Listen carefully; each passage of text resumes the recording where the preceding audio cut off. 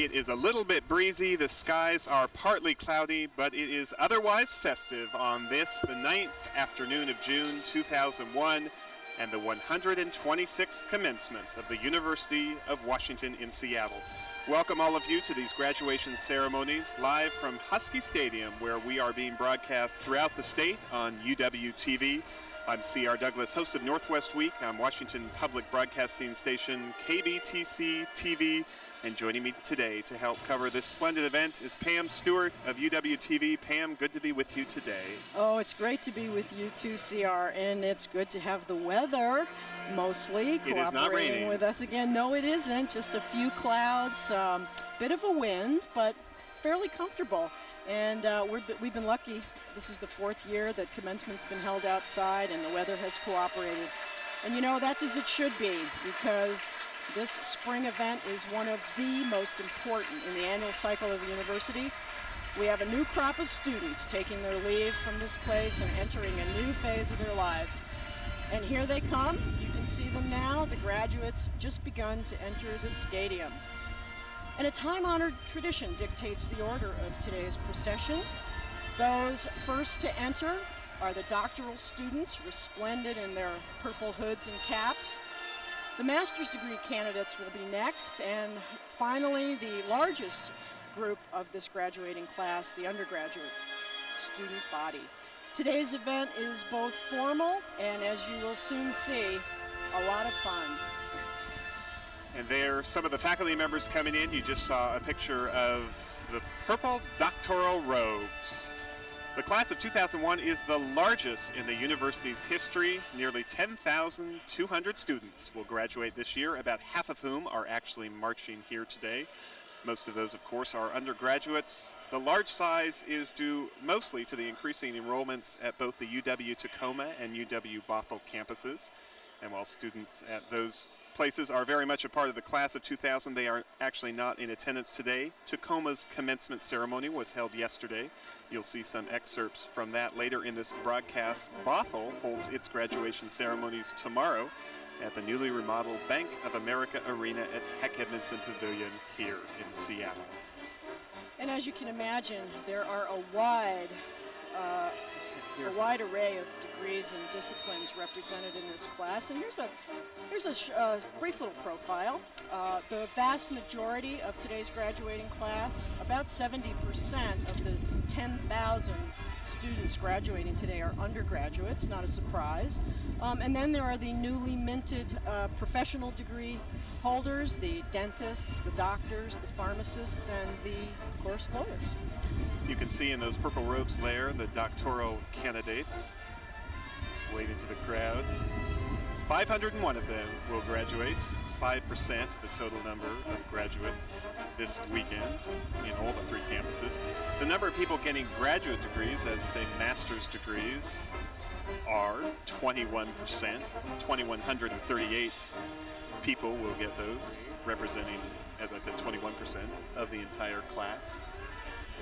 A lot of festive costumes here today, Pam. Oh, and we're going to be certainly seeing more of that when the undergraduates stroll in. The undergraduates come in, and they, no doubt, will have adorned their mortar boards and costumes with wonderful sayings emblematic of their fine years here at the university. Not only is the field rapidly filling up, but so are the stands. You can see, there we go, a good shot of the stands. Over 42,000 tickets were distributed for this event today to friends and family of all the graduates. And with that many people, you can imagine that it's not always easy to find one another.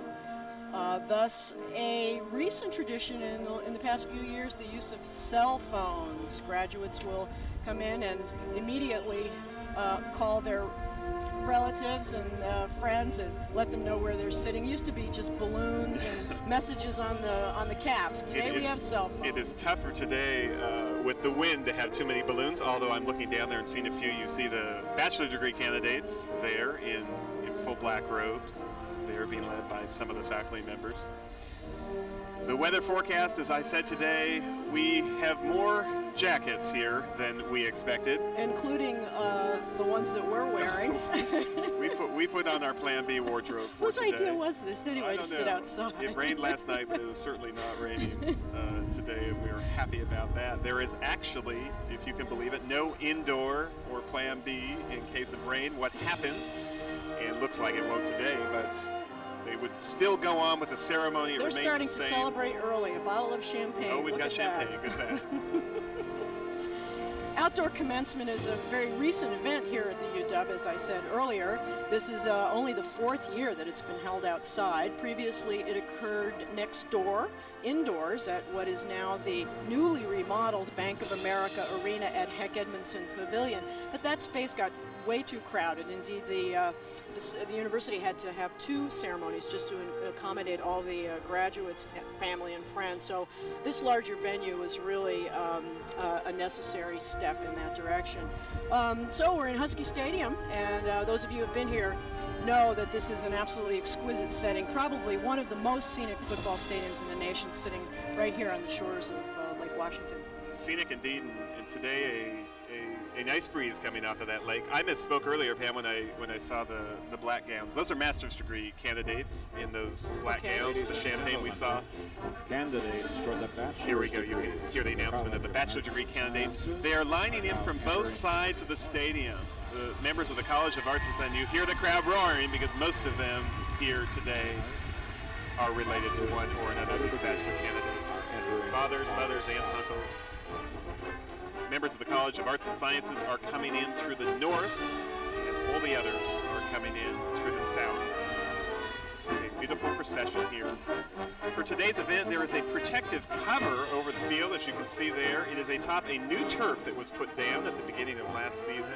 It is not quite long, but pretty close. Yesterday, Pam, I went down there and actually touched it. Amazingly It's amazing, like grass. isn't it? I know. It looks and feels just like grass. And Plastic. It's so got does the soil. It's got a sand base, though. You actually walk on it. I know. You almost want to take out your lawnmower. Yeah. No, you take out your lawnmower. You don't want to take out yours. You probably get thrown out of it. Of course, the Huskies aren't the only team to use it. The Seahawks are playing here for 2 years while their stadium gets built on the site of the old Kingdom. Among other things, Husky Stadium is believed to be the home of the Wave. At least that's what Here they go. history says. That wonderful tradition of fans standing up and down in a wave-like formation. And I'll tell you, We're almost looks getting a like wave some right now. folks are beginning to do that as the bachelor's degree candidates file in. I talked to a lot of mothers and fathers this morning as they were coming in. A lot of them quite proud, as they should be, of these graduates. That wave that we just mentioned was believed to have begun in the 3rd quarter of a Huskies-Stanford game in 1981. By the way, CR, I hate to tell you this, but the Huskies won that game, 42-31. My alma mater didn't win. Stanford, too bad. They've never really been known for great football teams, though, have they? They have not commanded the Pac-10, I would say. Here we are up in the stands, enjoying it right there. Good to see you all. Glad you're with us today. This is being brought to you by University of Washington TV throughout the state of Washington. In Tacoma, Seattle, and Greater Puget Sound, we are on Channel 27. We can be seen in Yakima Valley on Channel 20, Wenatchee Channel 97, Spokane, we're on Channel 16, in Ellensburg, Channel 2, and finally, we're also in Richland, Washington, Channel 18. So we've really extended our area for this broadcast. That's terrific. We're also happy to let you know that if you missed this program today, of course you won't know that you missed it because you haven't seen it, but it will be rebroadcast on these very same stations over the next week. And you can see that tomorrow night at 8 o'clock. And then again, Monday through next Sunday at noon. That would be June 11th through the 17th. For complete information about these broadcasts and where you can find UW TV, be sure to check out our website, www.washington.edu/UWTV. And you're, of course, welcome to Ladies report and this gentlemen, program. on the south side of the stadium, please welcome bachelor candidates from the College of Engineering. They're coming in from the south side, those graduates from the College of Engineering. getting a warm reception from the people in the stands on the south side. About 5,000 people will graduate, that is to say march, in today's graduation ceremony. It's about half of the entire class. We want to make it clear that you can also order an official copy of these ceremonies. Those are available again this year at the University of Washington bookstore. The cost is $29.95. The same price it's been for years. Must be a good deal. It is a good deal, I would say. That phone number, 206-634-3400 or 1-800-335-READ for official copies of this broadcast. You know, it looks like a very orderly event here, doesn't it? But you'd be surprised this is, for the most part, unrehearsed. Getting all the participants. Including many of our comments. Right. As you can tell, right? Getting all the participants, as CR said, over 5,000 of them, in the right seat at the right time is definitely a challenge. And you'd think it would be a bit like herding cats. But there are over 100 faculty members, and you can see them on the screen occasionally leading the groups in, and they're directing traffic on the field, make sure everybody goes down the proper aisle. A few years ago, a training video was made to help, just to help the volunteers sort out what their assignments were. And we thought we'd show that tape for you right now. Maybe speed it up a little bit. What do you think?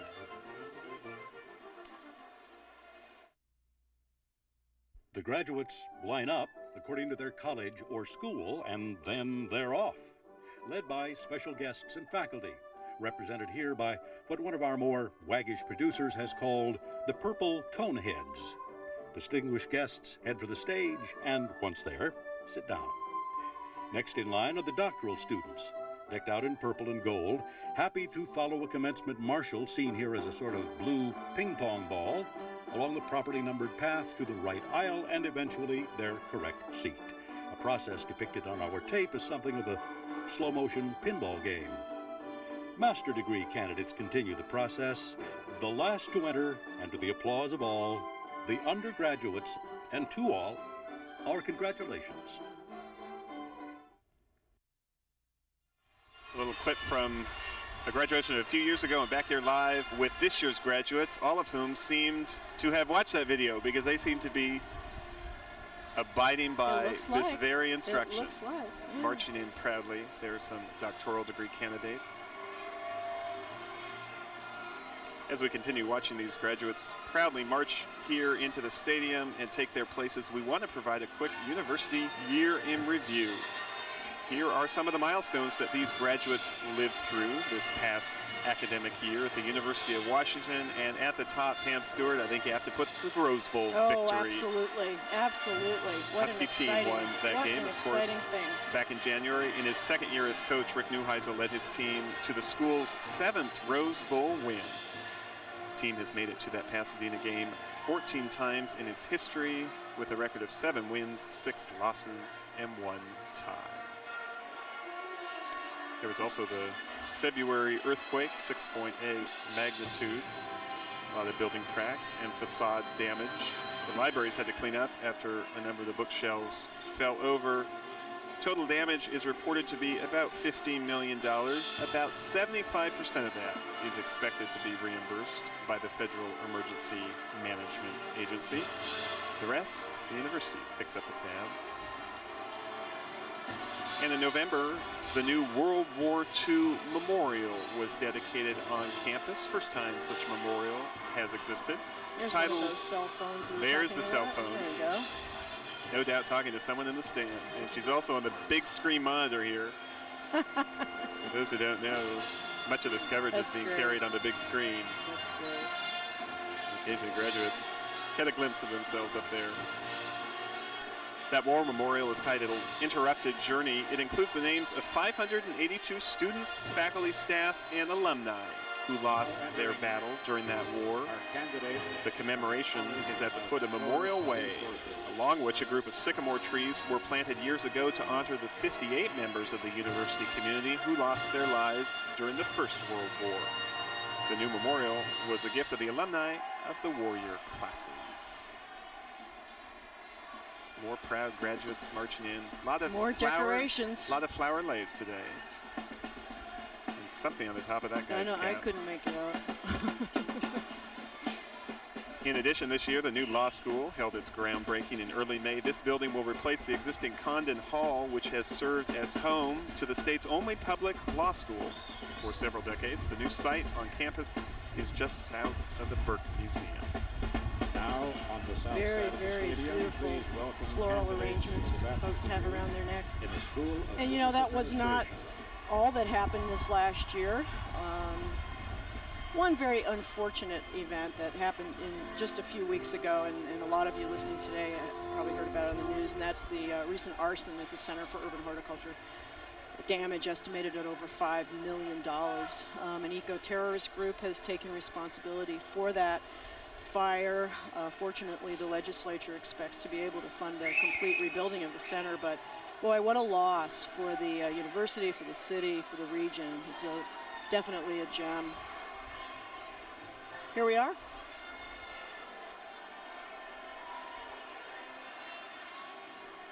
A couple of other items that I want to mention that happened this year. State workers went on strike statewide. One-day walkout here at the university, as well as a series of rolling walkouts. And then this past week, just before graduation, the graduate students, TAs, and test readers went on strike to protest a whole variety of issues, including pay. Many of the undergraduates that we see marching today were definitely affected by that, probably had to take amended exams. Maybe they were not taking any exams at all because of the graduate student walkout. The UW and TAs have yet to come to terms, and I imagine, CR, that will have an effect on reporting of grades and how long that takes, and I think when they get their diplomas. Some of the classes, and things like that. it's literally in limbo. They don't know how they're going to grade some of the exams yet, and some of these graduates today might be a little bit antsy about when their report cards come in, especially those going on to graduate school. Makes it a little bit difficult. On a more positive note, the largest alumni gift ever given to the UW was given by graduate Neil Dempsey and his wife Janet, $10 million to support academics and athletics. And finally, KCMU, the wonderful campus station, 90.3 on your FM dial, got new call letters this spring. The university signed an agreement with Paul Allen in the Experience Music Project, so that is a wonderful boost to the now KEXP. The station also has some wonderful new digs off campus near Seattle Center, which I visited a couple of weeks ago. And some great signs very we're seeing awesome. Going by. Yeah. What Wonderful now? facility. A question many parents are asking. In fact, I talked to one parent of a geography graduate who said, "Next, a job, son." Well, you hope so. Next, we hope a job. Yeah. Lots of pictures, a lot of video cameras here. Another milestone of the year is that the Husky logo actually got redeveloped. It is still a dog, but it is a, shall we say, more serious-looking dog, Pam. We actually have a sweatshirt. This is the new logo. Hold that up a little bit. Can you see? It's got, there you go. There we go. It's a profile of a dog. This is the new logo for the Washington State Huskies. The entire athletic department will now be using this. And indeed, they changed the color of purple a bit this year, and the gold. Uniforms are now going to be a more silvery gold, I'm told, Pam, as opposed to a yellowy gold. So all Husky athletic teams will be quite in a new change. colors. Quite a radical change, in fact. CR, I think this sweatshirt is more your size than mine. It's a double XL. There you go. Some more great costuming on the top of those mortar boards. I can't make out that foam animal, but much of those are meant as a way for parents and relatives in the stands to pick out their graduates. A lot of hi moms and hi dads. What's that, a duck or something? Oh my goodness, look at that one. Oh wow. It's some kind of octopus. Probably an oceanography student, would you say?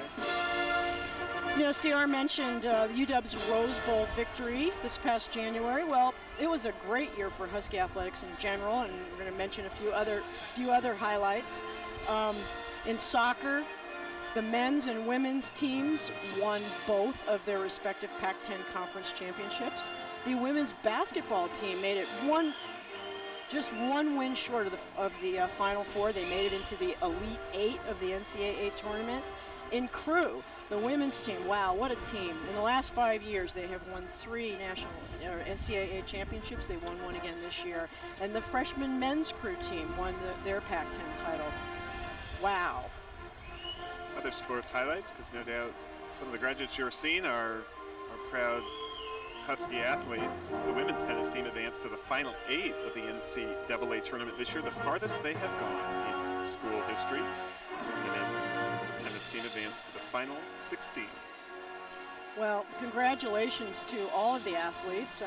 That's just a list of a few of the accomplishments, but it gives you a sense of the strength of our athletic department, the dedication of these athletes, trying to fit in that kind of practice, discipline, games and all of that kind of stuff into your normal schedule. I've talked to some athletes before, and I know that it's a tremendous commitment to try to graduate in 4 years and do all that stuff and win those championships. It's really terrific. The wind is blowing a bit stronger than it has sure in years is. past. My script is kind of blowing all over the place. I saw some graduates earlier that had lost their tassels and other things, but some of the final contingents coming in here. Oh, you can see the wind. Wow, look, trying to keep their mortarboards on their heads. Gee, that's a trick today.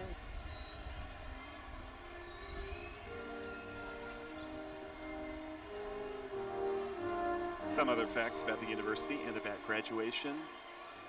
The UW was founded in 1861. It was the first public university on the entire West Coast, older than any schools in California even. I did not know that. Berkeley, the first school, public school in California, was opened in 1868. So we predate them. Over 320,000 people have graduated from the University of Washington. The first graduating class in a ceremony probably less large than this was 126 years ago. And Pam, question for you, how many were in the first graduating class of the University of Washington? Oh, CR, I'd like to pretend that I'm thinking really hard about that, but I know the answer already. I've done this show 5 times already. No fair. I know, it isn't. I'm sorry. 1. The answer is 1. One member of the first graduating class. Her name was Clara McCarty, and thousands, literally hundreds of thousands, have gone on to do just the same, which brings us to this, the 126th commencement. And do you know what Clara did after that? I don't. Later on in her life, she became the first female superintendent of public instruction in Pierce County. Good for her. And then there's also a building on the UW campus named after her. It's a dormitory residence. You know, as always with a graduating class of this size, there are some interesting stories, and we would like to mention just a couple for you here today. One of those graduating seniors is Miley Shaw. Her family came here from Vietnam when she was just 3. She is the 7th of 7 children in her family to graduate from the University of Washington. And believe it or not, all 7 have gone through this UW ceremony at one time or another. She'll be getting her degree today in biochemistry. She's been awarded the President's Achievement Award as well, and that goes to the graduating senior in the Educational Opportunity Program who has the finest record. We assume that her entire family is here today and that they are very proud of this 7th graduate. Another graduate we want to mention, the oldest person getting a degree today is 82 years old. Good for her. Her name is Yuki Sato. And I talked to Yuki before this ceremony. What a wonderful inspiration she is. And before this ceremony is over, we're going to be able to speak to one of her family members and very likely get a picture of her so you can all see her. She is marching in today's ceremony. She started attending college only after she retired as a career in the Social Security Administration back in 1982. She has been taking classes one at a time since then, both because she couldn't afford a full load, and also she says she likes to do one thing at a time. Her GPA 3.9. She will graduate today summa cum laude, the highest honor the university bestows. Way to go, Yuki. Her major, American Ethnic Studies, and she's not done. She says she plans to take more evening classes next year. Many of her relatives and friends, 38 I believe, are here today, including, as I said, her son, who we hope to have up here at the booth a little bit later in in a the little broadcast. while. Looking forward to that. Another graduate today, Suzanne Morrison, represents the 5th generation of women in her family to graduate from the UW, and that line goes all the way back to her great-great-grandmother, a woman named Belle Reeves, who interestingly later on served both in the Washington State Legislature and as Washington Secretary of State. Suzanne will not be the last woman in that line to graduate. Her sister will enter the UW next fall as a freshman. So that family tradition is certainly quite strong here at the UW. Congratulations to the Morrison family. I had a nice talk with her father, Frank Morrison, earlier in the week, and certainly a proud father representing many other proud fathers and mothers today here at Husky Stadium.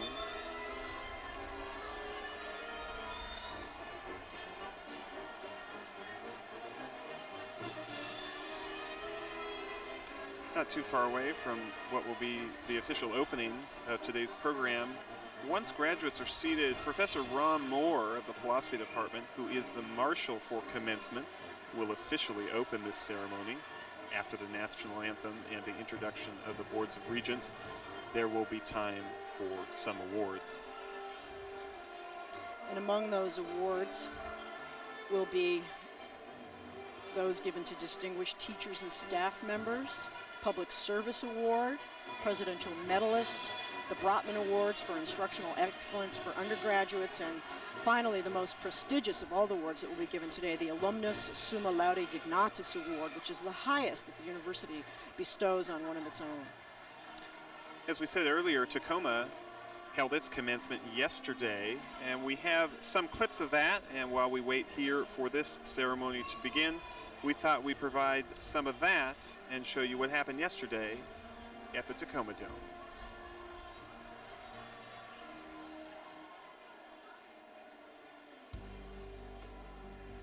The UW Tacoma campus opened in the fall of 1990. It is located along Pacific Avenue across from the Washington State Historical Museum. It's built in readaptive warehouses that were originally constructed at the terminus of the Great Transcontinental Railroad more than a century ago.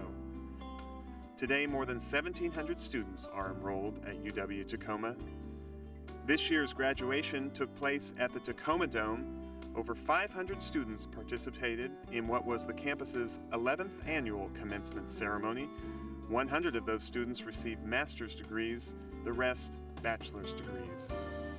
The speaker for Tacoma's graduation was well-known Northwest mountaineer Lou Whitaker, who has led successful expeditions up some of the world's highest peaks, including Mount Everest. Whitaker shared with the graduates 10 lessons for life that he learned from nearly 60 years climbing mountains. The only recurring nightmare I've ever had is this dream with me sitting in a college classroom with other students, and I am told that I am 5 credits short and will not be graduating. What a nightmare. Oh.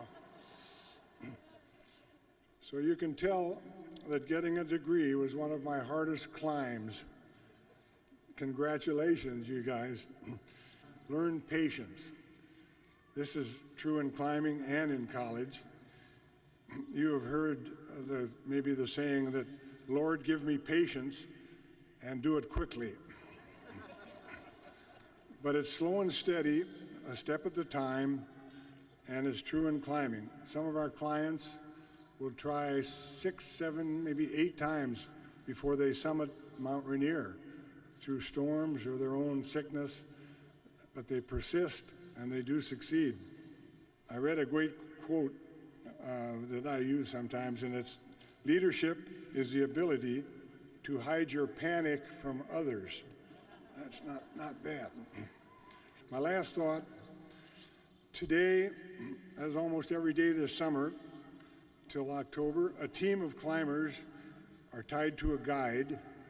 There are 4 or 5 in a rope, and they're heading for the summit of Mount Rainier. They left the hut at 10,000 feet elevation around 1 or 2 this morning in below freezing temperatures. And the stone hut has a split door, so the upper half can be opened to shovel out the drifting snow and to keep it away from, and then dig it out so the lower half can be opened. It's a split door. It swings out In big storms, a hard push starts the upper half. Sometimes I've had to push it open and get a spoon out there and dig the snow down until I could get the door big enough to get a cup out there to get the snow out, to get the door swung enough to crawl out and then start digging the lower half of the door. That's in one night storm on Mount Rainier. Painted on the inside of the door, on the upper door, is our guide service motto. A stick figure of a climber holding up his ice axe and saying, "Go for it." So graduates, go for it. Thank you.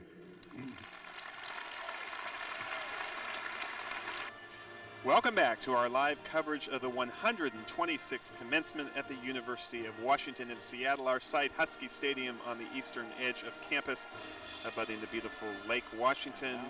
And we are getting close to the beginning of this ceremony. The presidential party is soon to begin walking in, which means all of today's graduates are in place. Those are the deans that you see walking there now. In a couple of minutes, we'll have opening statements, the national anthem, awards, and a commencement address by William Gray of the United Negro College Fund.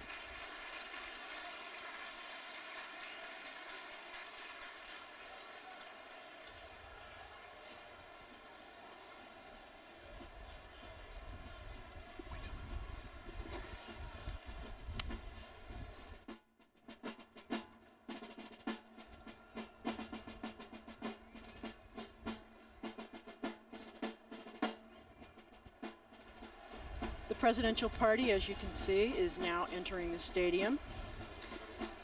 Leading the way is University Marshal Ron Moore, Now, ladies who and has gentlemen. presided over this event for over a decade now. Commencement is one of those rare events where the university mace is displayed. That's the lethal-looking club-like item that Professor Moore is carrying. The mace was a medieval weapon of war. Today, of course, its use is entirely ceremonial. The head of the mace has replicas of the university seal, Denny Hall, which is the first building built when the campus moved to its current location, and Drumheller Fountain, also known as Frosh Pond. The mace was used last evening in the Tacoma ceremony and will be next door tomorrow for the Bothell graduation. Behind Professor Moore, you see the university president, Richard McCormick. To his left, Constance Proctor, who is chair of the Board of Regents. There's William Gray, the commencement speaker. Another regent, Dan Evans, right there.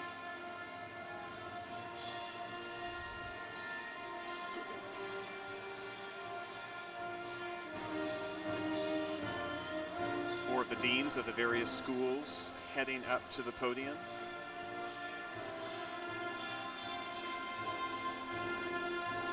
Around the neck of the president is the presidential medal, which is worn during formal ceremonies such as today's ceremony of commencement. A couple of the regents we want to point out to you. If John Amaya, a senior member of this class, is on the Board of Regents. He will graduate today.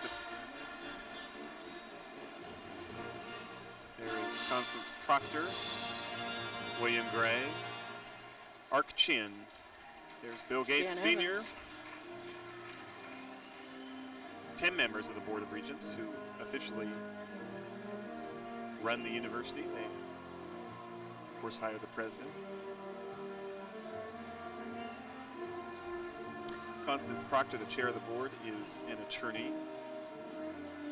Ark Chin is vice chair of the board, who becomes chair next year. He is an engineer. He's chairman emeritus of the firm Kramer, Chin, and Mayo. I don't know, you notice the beautiful flowers on the dais. Those are all fresh, and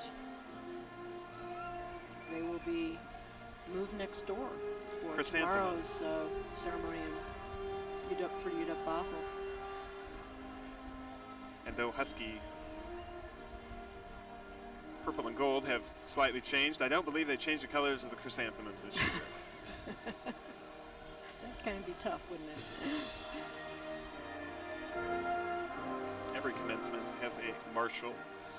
Ours is Ron Moore, who has served this role for several years. Over 10 years. He will officially open and close today's ceremonies. Ed Lazowska there in the foreground. He's the outgoing chair of the highly successful Department of Computer Science and Engineering here at the University of Washington.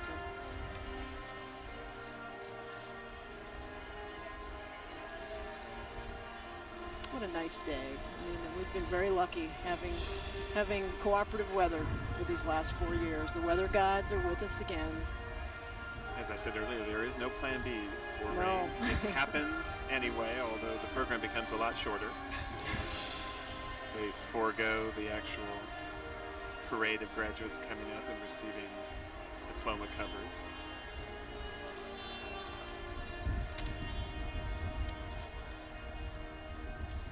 And here is Ron Moore getting ready to open these proceedings, the 126th ceremony of commencement at the University of Washington.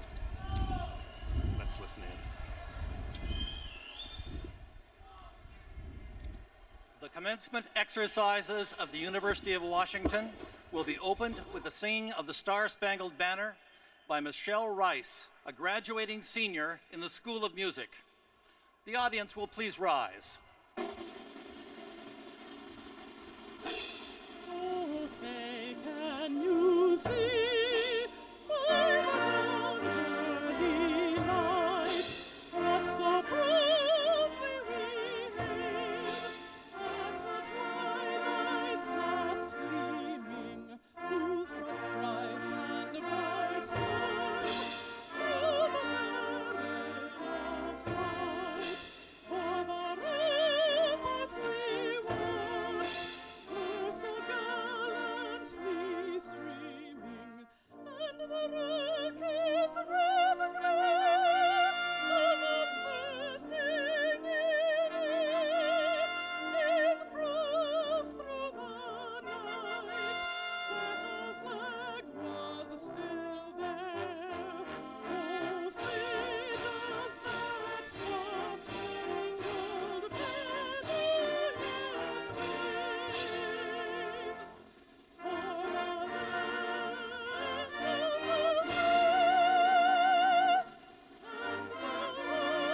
and the home of the brave?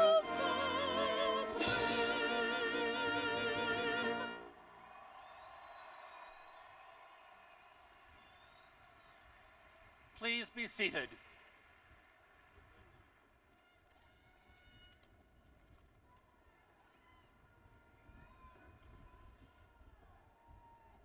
It is my pleasure to present Dr. Richard L. McCormick, President of the University of Washington, who will preside over these exercises.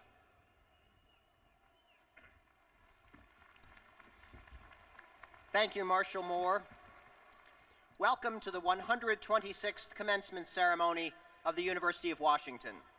Commencement ceremonies are an expression of academic traditions going back hundreds of years, and they symbolize some of the most fundamental values of our civilization, most particularly the pursuit of truth, the preservation of freedom, and the cultivation of a climate of civility. These ceremonies are also festive, celebrating the commencement of new activities and challenges in the lives of the graduates, as well as the successful conclusion of one phase of their formal education. The diversity of this university is nearly as striking as its distinction, and the graduates today are completing academic courses of study which reflect the complexity of this society and the intellectual concerns of our faculty and students. I am honored, therefore, to be the first to congratulate formally the degree and award recipients and to welcome all of you to this ceremony. These graduates should be very proud of themselves, and I know that all the rest of us are very proud of them. It is appropriate, therefore, that we all stand up, everyone, including the graduates, and applaud the class of 2001.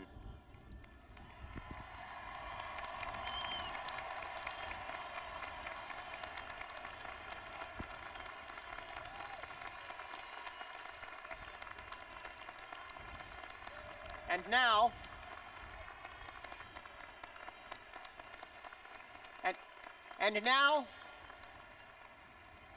The graduates should applaud their families and friends who have supported them through the years.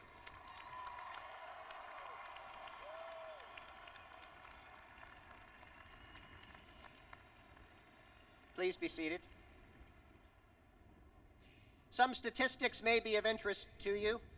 Over the past academic year, more than 6,200 students have earned the bachelor's degree, and more than 9,200 new degrees overall have been awarded by the University of Washington. About 56% of the bachelor's and 51% of the master's degrees were earned by women. 52%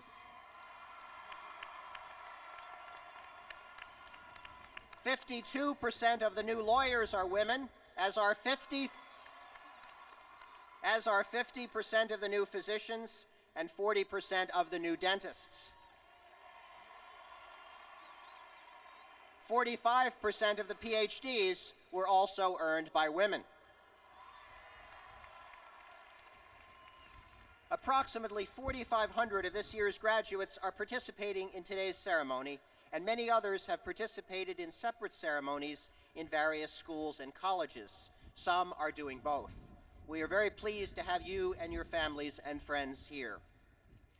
The splendid music you have been listening to during the processional, and which you will be hearing more of later in the program, is being provided for us this afternoon by students from the School of Music's Wind Ensemble under the direction of Professor Timothy Salzman. As you can tell, they are gifted musicians, and we greatly appreciate their participation today.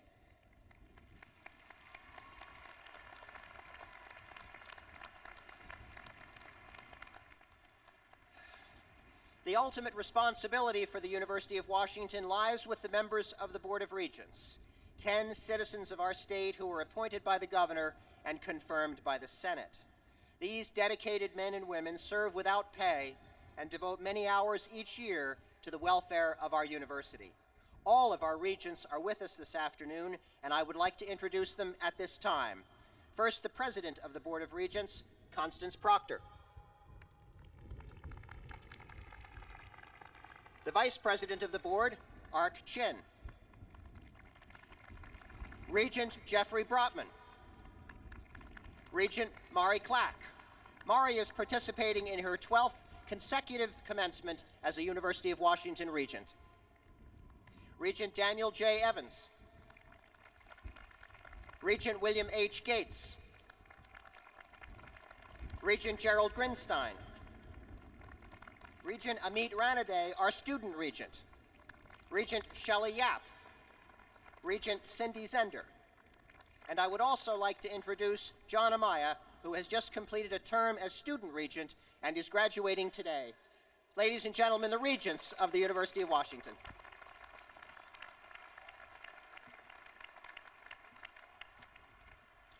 In addition to the regents, we have seated on the platform this afternoon the chief academic and administrative officers of the university, including the provost, whom you will meet in a moment, the vice presidents, the deans of the schools and colleges, who will be introduced in due course, the leadership of the Faculty Senate, the elected student leadership on campus, the president of the Alumni Association, and faculty members, professors emeriti, and other representatives from the various schools and colleges and departments of our university. I would also like to acknowledge the many members of the faculty serving today as commencement marshals. Their names are listed on page 10 of the commencement program. And now I would like to say a few words to the graduates. Contrary to popular misconception, you are the first graduating class of the new millennium. Congratulations.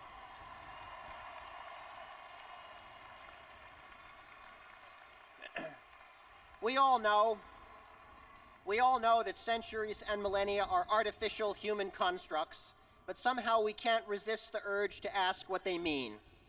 Here is an editorial from the Times of London on New Year's Day, 1901.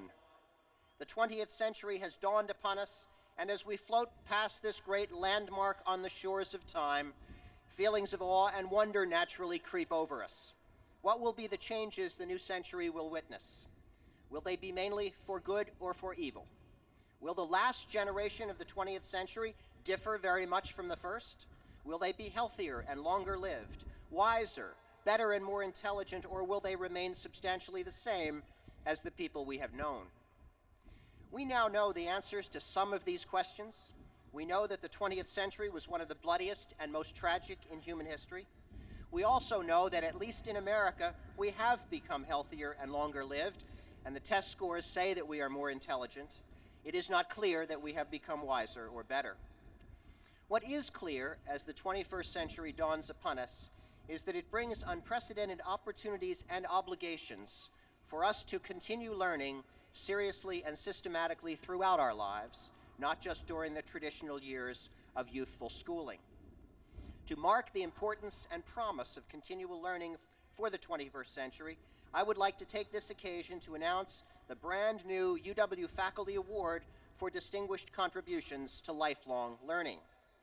Will the first ever recipients of this award please stand and be recognized?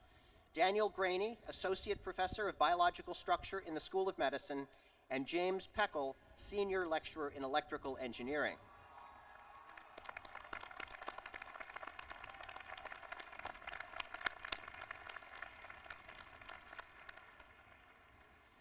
These faculty members are leaders, as is the University of Washington itself, in creating new opportunities for adult learning throughout careers and lifetimes. Many of you earning degrees today will be the future beneficiaries of their innovative work. So will your family and friends in the audience. In more and different and wonderful ways, the University of Washington is becoming a resource for everyone. It extends an open invitation to join in the great adventure of learning that this new century offers to all of us. But in fact, not all of us are yet equipped to accept this invitation. That is the darker reality of this dawning century. Only about a quarter of Americans are completing college degrees, and for minorities, the figure is significantly lower. The gap between prosperity and poverty is more and more an educational gap, and without a greater public and private commitment to increasing educational resources, our society is in danger of simply coming apart. So I would like to urge each of you, graduates, families, and friends, to join the fight to make this truly a century of educational opportunity for all. Public education, including higher education, needs your advocacy and your personal generosity. In a country whose twin pillars are democracy and opportunity, this is a cause worthy of all the talents and ideals we are celebrating here today. And now, to symbolize the commitment of the class of 2001, I would like to recognize Jacob Fenton, Manoas Prasna Thunkaran, and Rani Thaiku Lythal to present the class gift. These students, who are coming onto the platform to my right, co-chaired the Senior Gift Council, thanks to whose leadership the senior class has made this wonderful early start in philanthropy. Jacob Fenton. On behalf of the class of 2001 and the Senior Gift Council, we would like to present our senior gift to the University of Washington. Please accept this record-breaking gift of $23,606 as part of our legacy to the UW and our commitment to maintain and build upon the University of Washington's tradition of excellence. Thank you so much. Thank you very much.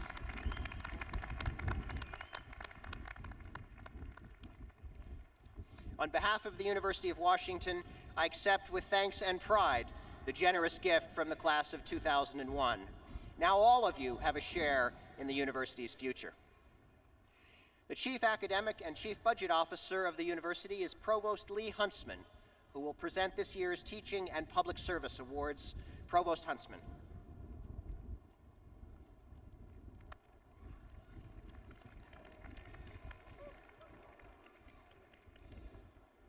In order to strengthen the university's dedication to teaching excellence, the university each year presents distinguished teaching awards to faculty and excellence in teaching awards to graduate teaching assistants. 7 University of Washington professors and 2 graduate students with teaching responsibilities have been selected to receive awards this year. I will ask them to rise and remain standing until all have been introduced. The recipients of the Distinguished Teaching Awards are Ronald Irving, Professor of Mathematics, Robin Hunt, Associate Professor of Drama. Chris Diorio, Assistant Professor of Computer Science and Engineering. Biren Ragndish-Nagda, Assistant Professor of Social Work. And Mary Pat Winderoth, Senior Lecturer in Zoology and Biology. The recipients of the Distinguished Graduate Mentor Award is Judith Howard, Professor of Sociology, who could not be here this afternoon. The recipient of the S. Sterling Monroe Public Service Teaching Award is Margaret Levy, Professor of Sociology, and Bacharach Professor of International Studies. The recipients of the Excellence in Teaching Awards are John Armstrong, Teaching Assistant in Astronomy, who also could not be here this afternoon, and Kathleen Cook, Teaching Assistant in Psychology. Selected by a committee of faculty, students, and alumni, these honorees are cited for their mastery of their disciplines, their ability to transmit knowledge, and their dedication to their students. We're very proud of our teaching faculty, and the acknowledgement that these honorees receive today is especially precious to all in the academic community. Please join me in applauding these exceptional teachers.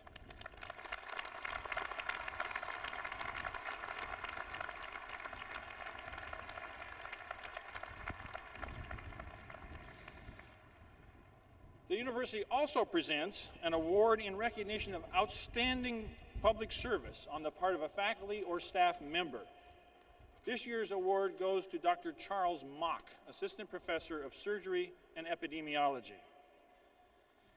As a surgeon, Dr. Mock specializes in treating victims of trauma. He also works to prevent trauma. At the Injury Prevention Center at Harborview Medical Center, he has led important research on motor vehicle accidents, new technologies for car safety, emergency medical services at crash sites, and trauma center systems. Every year, Dr. Mock makes a gift of this expertise to communities in Ghana and in Mexico. For 3 or 4 months, he leaves the UW to work abroad as a volunteer, providing medical care, training, research, and along with colleagues in those areas, Dr. Mock builds systems to make life safer. In Ghana, this has meant, for example, a study of injury patterns, which uncovered high rates of alcohol use by taxi, bus, and truck drivers. The result, more stringent laws against drunk driving. In Mexico, Dr. Mock and his colleagues started training programs for emergency medical personnel in the country's 3rd largest city, Monterrey. The result, a better ambulance system and lower mortality rates from injury. All this is in addition to the medical care Dr. Mock provides directly to poor patients in these countries. For his personal crusade against trauma in poor societies, for the progress achieved by his wide-ranging talent in research, education, management, and medical treatment, and for years of effort freely given, the University of Washington commends Dr. Charles Mock.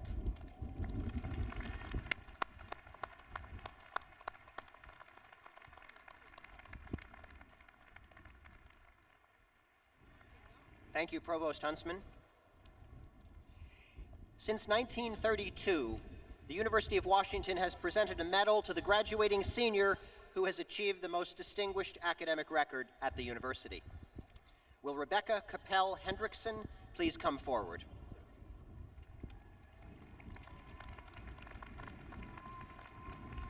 Rebecca grew up in Des Moines and graduated from Mount Rainier High School, winning a legislative award as one of the state's 3 top seniors in 1996. At the UW, she has taken honors courses ranging from math to Sanskrit, was the junior class medalist, and has earned fistfuls of other honors. These include a prestigious and highly competitive National Goldwater Scholarship, a scholarship from the biotech firm Zymogenetics, and a Merck Award in chemistry. She is graduating with 2 Bachelor of Science degrees, one in biochemistry and 1 in neurobiology. Grades are not the sole determinant of this award. The committee that selects the recipient looks at other things as well, such as the number of honors and upper division courses. But grades are important. Rebecca is graduating with a grade point average of 3.97. Awesome.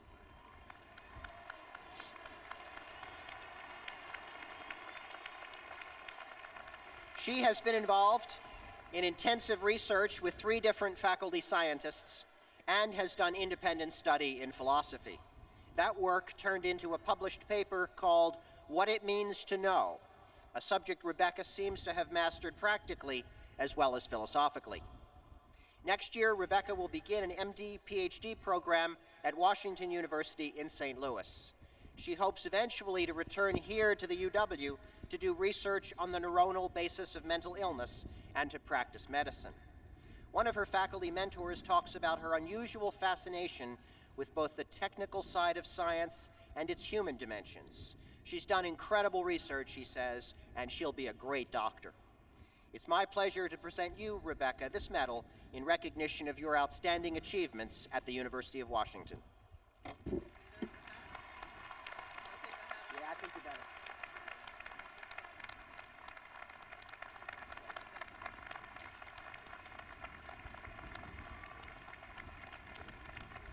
At this time, I would also like to recognize all the students who were candidates for the President's Medal by virtue of academic performance in the top half of all graduating seniors in their respective colleges. These students, along with the President's Medalist, are today graduating with the university's highest baccalaureate honor, summa cum laude. Their names are listed on page 13 of the commencement programs.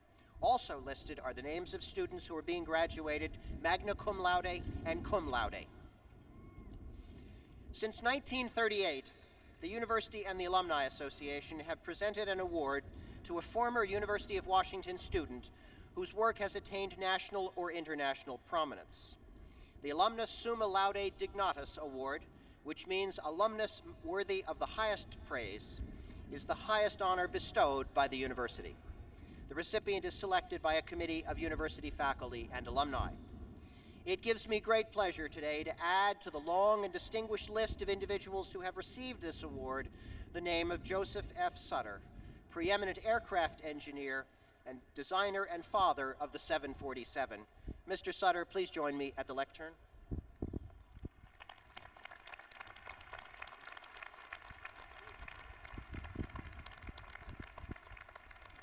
Mr. Sutter grew up in Seattle and graduated from the UW in 1943 with a degree in aeronautical engineering. He served out the war in the Navy and then joined the Boeing Company. More than 40 years later, he retired from Boeing as Executive Vice President in charge of all engineering and new product development for the commercial airplane group. During those years, and in no small part because of his contributions, Boeing became the world's leading manufacturer of commercial aircraft. From the pre-jet Stratocruiser through the 707, 727, 737, 747, 757, and 767, Mr. Sutter played a crucial role in shaping the planes that created a new era in transportation. When Boeing took on the mammoth 747 project, Mr. Sutter was chief designer and then head of the whole project. Despite the daunting technical challenges, he rolled out the plane in a mere 28 months. After 30 years, the 747 is still the largest, fastest, except for the Concorde, best-selling jetliner in the world. It has opened world travel to millions. Mr. Sutter's achievements have earned him virtually every prize and honor his profession has to offer. For brilliant aeronautical design, a grasp of the future, both practical and visionary, outspoken dedication to the highest ideals of engineering, and enduring loyalty to the University of Washington, his alma mater honors Joseph F. Sutter as its 2001 Alumnus Summa Laude Dignatus.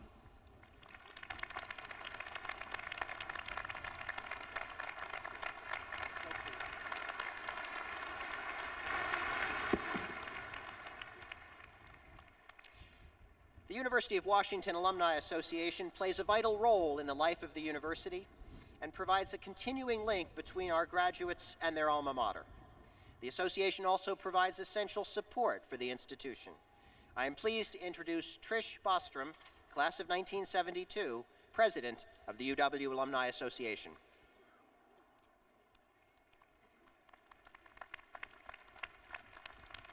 Thank you, President McCormick, Board of Regents, distinguished professors, and most important of all, to all of you parents and grandparents and graduates. Congratulations on graduating from this tremendous institution. You should be very proud of graduating from this university. We have a huge alumni association, willing and ready and eager to help you in your new careers. Let me tell you 4 ways in which we can help you. Email forwarding. Don't worry, you won't lose your emails. We have a great email forwarding service. Career networking. We have an entire department that is working on just helping graduates connect and have a network connection for their careers. If you move to New York, Dallas, Washington, D.C., Los Angeles, San Diego, or even Hong Kong, we have an alumni group in each one of these cities ready to help you network in your career. Third, career mentors. We have thousands of alumni here in Seattle and in Washington State eager to help and mentor you in your careers. Just call the Alumni Association and we will connect you with one of those career mentors. Finally, Young Alumni Club, social events.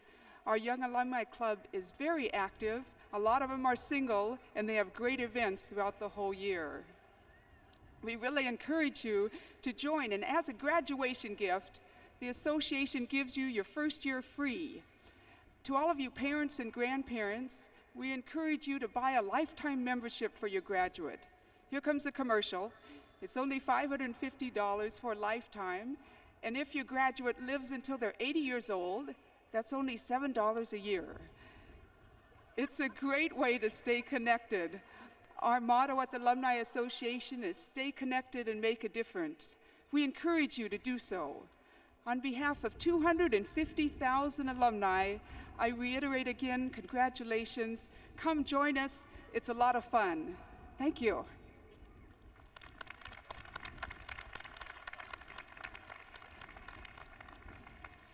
Student government is an important component of the governance of this institution, and its leadership is called on regularly to represent student views on a wide range of issues at the university. I am pleased to introduce the President of the Associated Students of the University of Washington, Jasmine Weaver.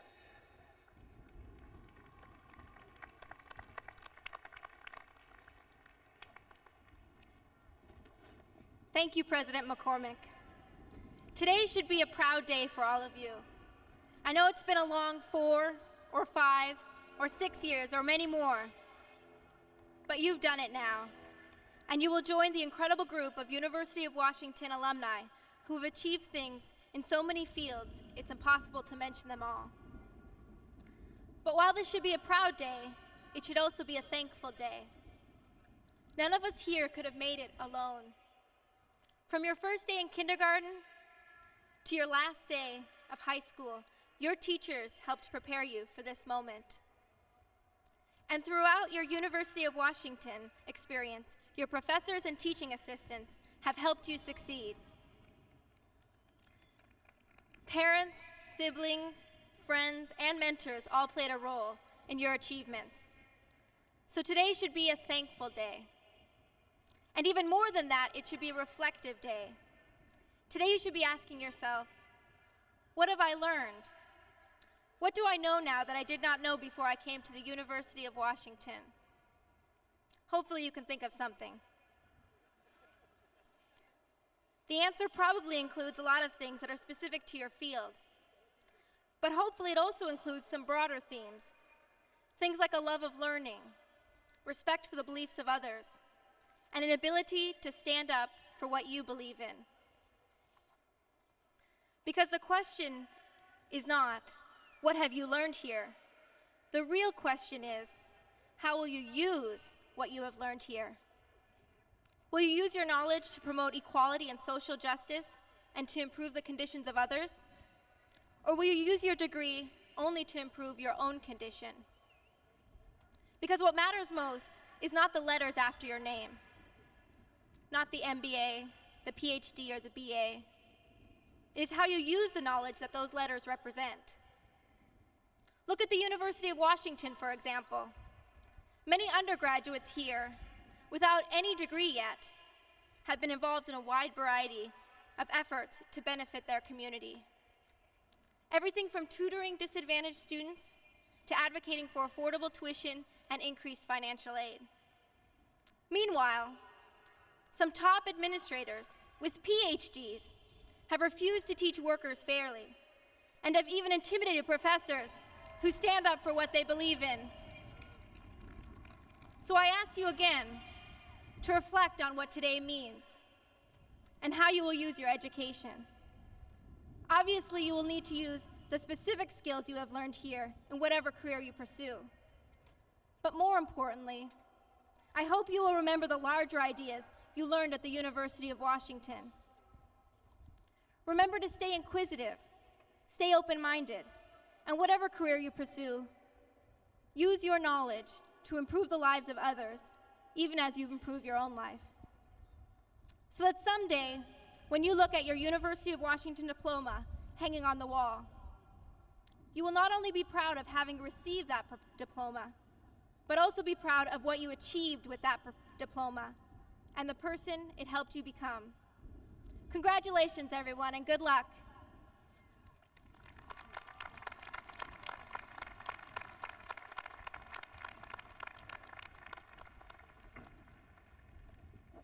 This afternoon's commencement speaker is William H. Gray III, President and Chief Executive Officer of the United Negro College Fund.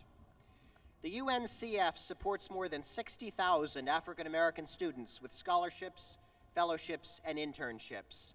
It is the oldest and most successful such organization in the country. In his decade of leadership at the UNCF, Mr. Gray has raised more than half of the dollars ever contributed to this 54-year-old organization. He has also restructured and reallocated its headquarters, opened a new technology center to link the organization with its 39 member colleges, and developed a research institute. Earlier, Mr. Gray spent 13 years as a U.S. Congressman from Pennsylvania.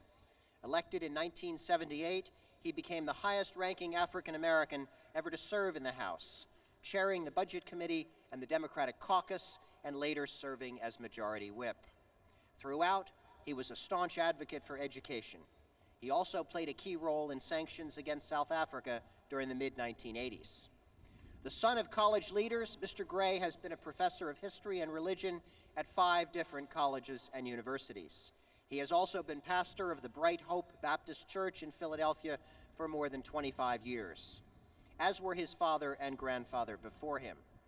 He holds a bachelor's degree from Franklin and Marshall College, master's degrees from Drew Theological Seminary and Princeton Theological Seminary, and more than 600 honorary degrees. Please welcome William H. Gray.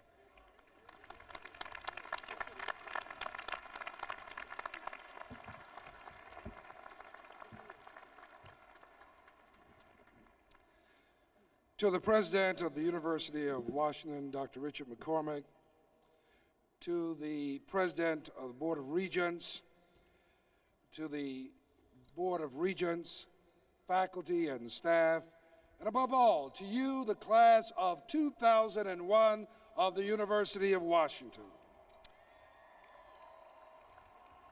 I am humbled and honored by the invitation to come and address you on this special day. I am humbled and honored for 2 reasons. One, because all throughout my days in Congress, there was a Congressman, Norm Dix, from Washington University, who kept reminding me of the Golden Huskies every time we did anything. And secondly, because I have a big brother who graduated from here, the Justice of your Supreme Court, Charles Z. Smith. So I am really delighted to come and join you. Now, listening to that wonderful introduction by your president, I'm certainly glad that my wife is here today to hear it. And I'm reminded of a story that's told about Abraham Lincoln, whose wife sometime out in public would criticize him and generally just bother him. Members of the cabinet said, Mr. President, why don't you do something about your wife? And he thought for a moment, and he said, look, it doesn't hurt me, and it helps her. I say that because I want you to believe every word that President McCormick said about me, because it really won't hurt you, and it's certainly going to help me. Now, first of all, let me say I know what today is about. When I graduated from college some years ago, I remember my commencement speaker.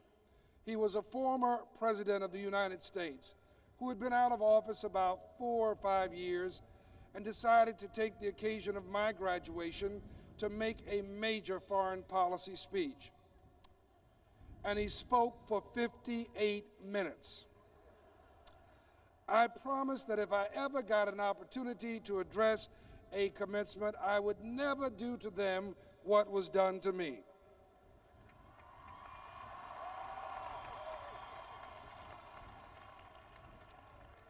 So therefore, let me say a brief word to you, the class of 2001 of the University of Washington.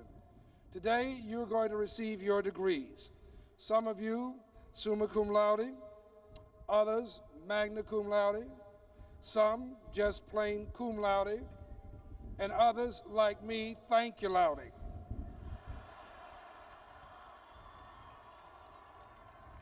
But I hope that as you're getting your degree, that you recognize that there are some who will be getting theirs whose names do not appear on the list, who will not walk up on the platform, and they will be getting their PhD for putting him or her through the University of Washington. Their name, mother, father, husband, wife, grandmother, grandfather, aunt, uncle. And so today, as you celebrate your achievement, always remember that you are standing on the shoulders of those who have made it possible for you to be here, and they're getting a degree. We are in the midst of an amazing revolution in our nation. Not just the digital economy and globalization, not just the realignment of geopolitical realities after nearly a half-century of the Cold War, but the changing of America itself, similar to the dramatic changes over a century ago, when immigrants came from Ireland, Poland, Russia, Italy, and Eastern European countries. Our recent census clearly points to the fact that Hispanic Americans will soon be the largest minority group in this country. And when combined with African Americans, Asian Pacific Americans, American Indians, and new immigrants, not from Europe, but from the Pacific Rim and Latin America, together these groups will soon be 50% of the entire American population. When this reality is combined with the growing empowerment of the female population of America, then your century will be one of great change, and some have even suggested crisis as the old and the new come together. However, the voices of crisis say, let us go back to the good old days. The voices of crisis bemoan the new America and seek an America when we were neither good nor old. The voices of crisis declare that we must have standards, clear, measurable, and high, but ignore that in the past we have excluded certain people unfairly, and the cumulative effects of that exclusion are still real today. Essentially, these voices fear today and tomorrow because of the changes they bring, and thus they see change as crisis. Well, the Chinese have a word for crisis that is made up of two characters, Wei Ji, one character meaning danger, and the other opportunity. And it is our challenge in this new millennium to make sure that we take the road of opportunity. And our past tells us what happens when we do take the road of opportunity. For over 100 years ago, we faced a similar demographic revolution, starting in the 19th century and continuing into the early 20th century. People from Europe came to America and brought great change. Some opposed these new Americans, while others accepted them, worked with them, and built a better nation. Well, how do we do it again in this new millennium, your century, with a new set of people? First, I want to suggest to you that we must celebrate our diversity and develop tolerance and sensitivity to all of the people of our great country. There will be those who will be upset by the change, whether it's in family structure or in religious makeup of the country, the fact that there are more Muslims now in America than Episcopalians. But the future of the country rests with those who are willing to celebrate diversity and embrace it. Look around at your class today here at the University of Washington. This class is quite different from the University of Washington class of 30, 40, or 50 years ago. And you have achieved academic excellence. And guess what? You are better, stronger than they were. Yes, enjoy what others bring to this great country, their gifts: pasta, borscht, corned beef, but also get ready for a new America: ham hocks and collard greens, jalapeno peppers, bok choy. It's going to be great. Celebrate it, embrace it. Secondly, let us also strive to provide greater educational opportunity, especially for those who will be our workforce of this century.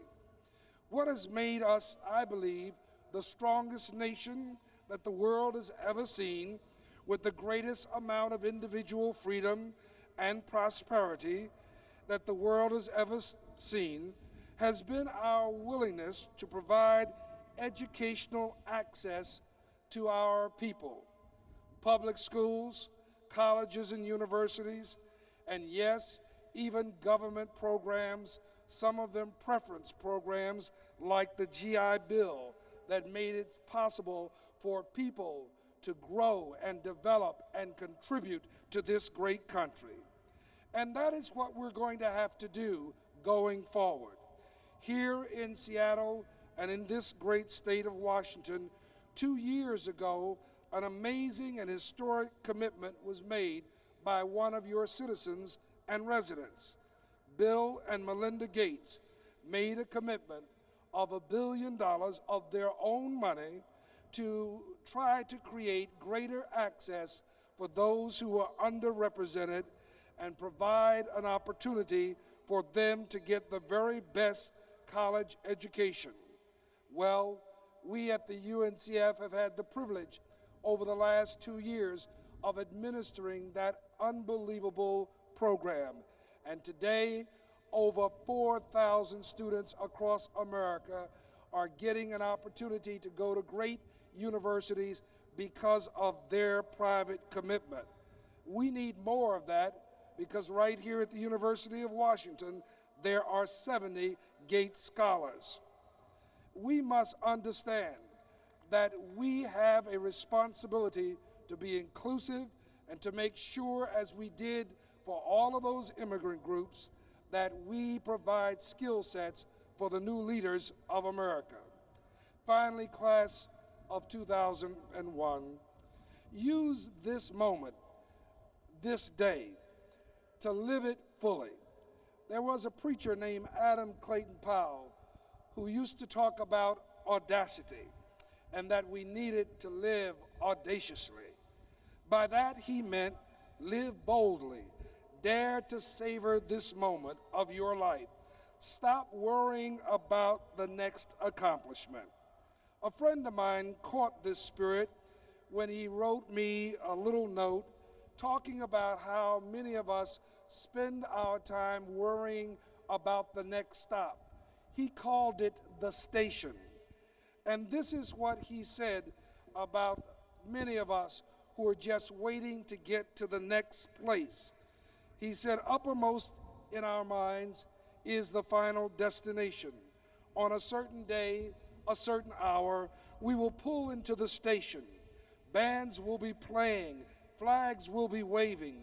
Once we get there, so many wonderful dreams will come true. Pieces of our lives will fit together like a complete jigsaw puzzle. How restlessly we pace the aisles, damning the minutes for loitering, waiting for the station. When we reach the station, that will be it.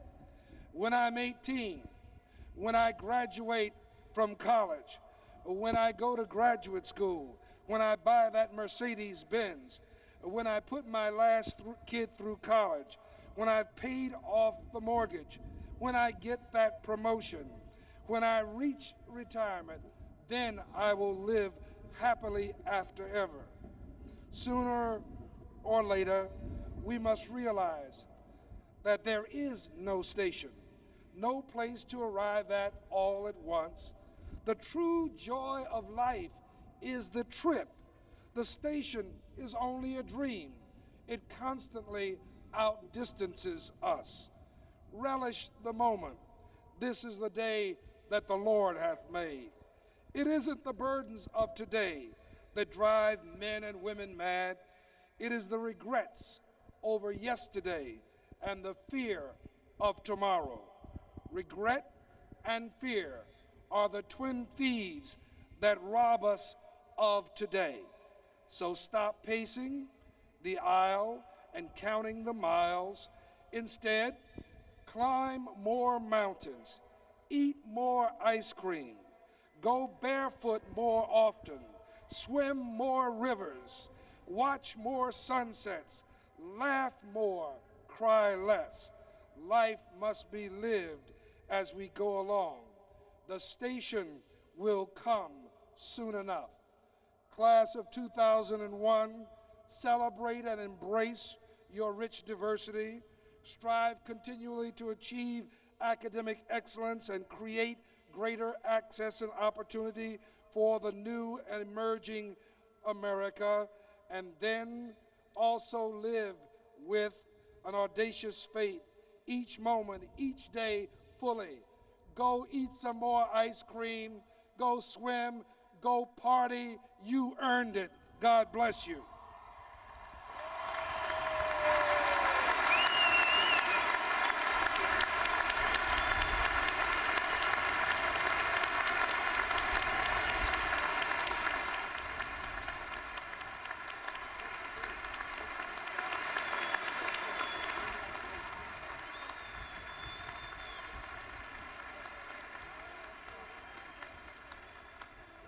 Ladies and gentlemen, we are now ready to present the various degrees to all candidates. The audience is requested to remain in their seats until the conclusion of today's ceremony. Candidates for the doctor's degree in the School of Medicine will be presented to you, Mr. President, by Assistant Dean Carol McLaren.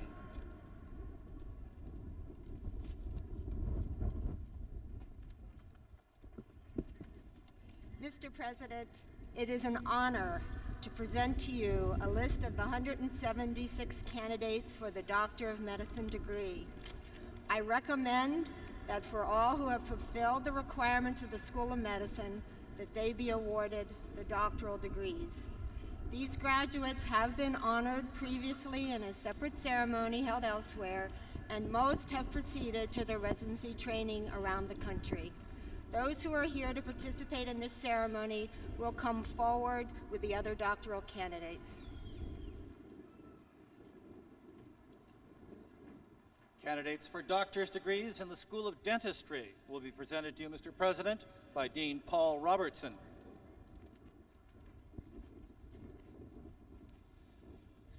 Mr. President, it is my pleasure and honor to present a list of doctoral candidates from the School of Dentistry. I recommend that all who have fulfilled the requirements be awarded their doctoral degrees. These graduates were honored in separate ceremonies. Dean Robertson is stepping down from his post after 9 distinguished years. As a scholar, an innovator, and a leader, he has kept our dentistry school at the national forefront of education and research. He has also made it an important resource for dental care in poor communities across the state, especially for children. His achievements have been matched by a warmth and humor that could make even a trip to the dentist fun. Please join me in saluting Dean Paul Robertson as he returns to his teaching and research.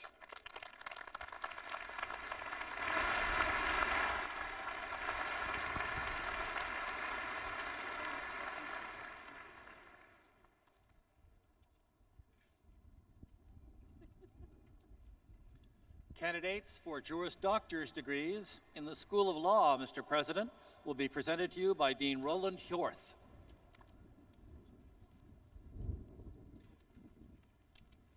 Mr. President, on behalf of the Faculty of Law, I have the honor to present a list of 172 candidates for the degree of Juris Doctor, with the recommendation that each who has fulfilled the requirements be awarded that degree. Ceremonies to honor these graduates will be held elsewhere. The law graduates participating in this ceremony will come forward with the other doctoral candidates. Last month, we broke ground for an essential new building for the School of Law. Ron Hjorth, another dean who is about to step down from his position, can claim the lion's share of credit for making that building a reality. His grasp of what was at stake for legal education, his graceful powers of persuasion, and the high regard and affection with which he is held in the legal community were all crucial. He has also brought the law school important new programs and new professorships. Thanks and congratulations to Dean Ron Hjorth as he returns to the law school faculty.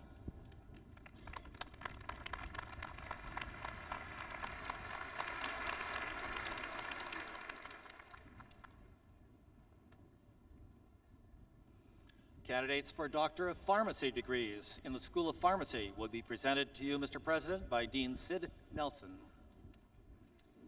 Mr. President, it is an honor for me to present the 92 candidates for the Professional Pharmacy Doctor degree. I recommend that all who have fulfilled the requirements for the degrees be awarded those degrees. They have been honored in separate ceremonies last night. Most of them are studying for their state boards or recovering from the parties last night. Those who are here will walk forward with the other doctoral candidates.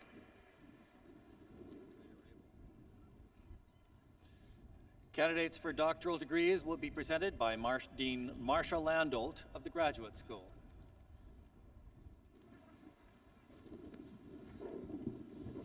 Mr. President, here with us today are candidates who have completed all requirements for the degrees of Doctor of Philosophy, Doctor of Education, or Doctor of Musical Arts. Will the doctoral candidates please rise?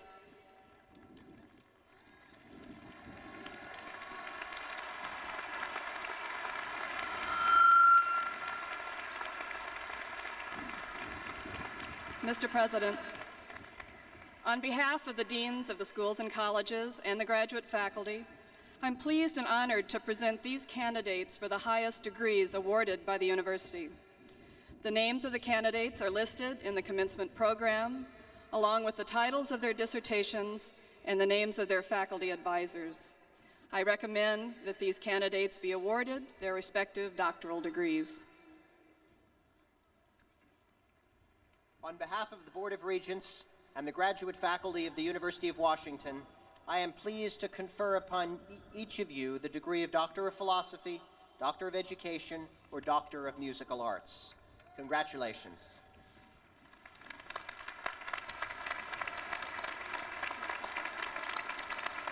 You have achieved high academic distinction, and your university salutes you. You will be presented today with a memento of this graduation exercise, so please come forward.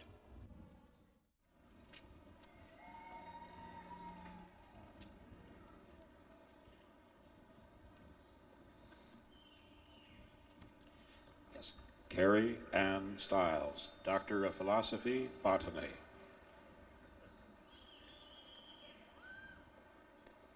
Desidee M. Clark, Doctor of Philosophy, Nursing. Hillary Seth Hayden, Doctor of Philosophy, Botany. Suzanne Cooper Gillette, Doctor of Philosophy, Nursing. Jonathan Michael Hoekstra, Doctor of Philosophy, Zoology. Diana Elizabeth McMillan, Doctor of Philosophy, Nursing. Young J. Lee, Doctor of Musical Arts. Rhonda J. Niles, Doctor of Philosophy, School of Nursing. Brett Franklin Batty, Doctor of Musical Arts, Composition. Jenny Sin Jing Tsai, Doctor of Philosophy, Nursing. Mary Allison Kennedy, Doctor of Philosophy, Music Education. Michelle T. Renault, Doctor of Philosophy, Nursing. Jason Emmanuel Neelis, Doctor of Philosophy, Asian Languages and Literature. Sally E. Davis Kirsch, Doctor of Philosophy, Nursing. Steve Sungbom Yang, Doctor of Philosophy, Economics. Jin Hung Jung, Doctor of Philosophy, Engineering. Cheryl Ellen Cashin, Doctor of Philosophy, Economics. Jae Byung Jung, Doctor of Philosophy, Engineering. Sean Harris Craley, Doctor of Philosophy, Economics. Song Gun Kim, Doctor of Philosophy, Electrical Engineering. Young Suk Choi, Doctor of Philosophy, Economics. Chang Ik Kim, Doctor of Philosophy, Electrical Engineering. Juan Jose Cruces, Doctor of Philosophy, Economics. Kalev Zepp, Doctor of Philosophy, Electrical Engineering. Ludwig Eliasson, Doctor of Philosophy, Economics. George Alexander Barrett, Doctor of Philosophy, Electrical Engineering. Brett David Berger, Doctor of Philosophy, Economics. Mark A. Curry, Doctor of Philosophy, Electrical Engineering.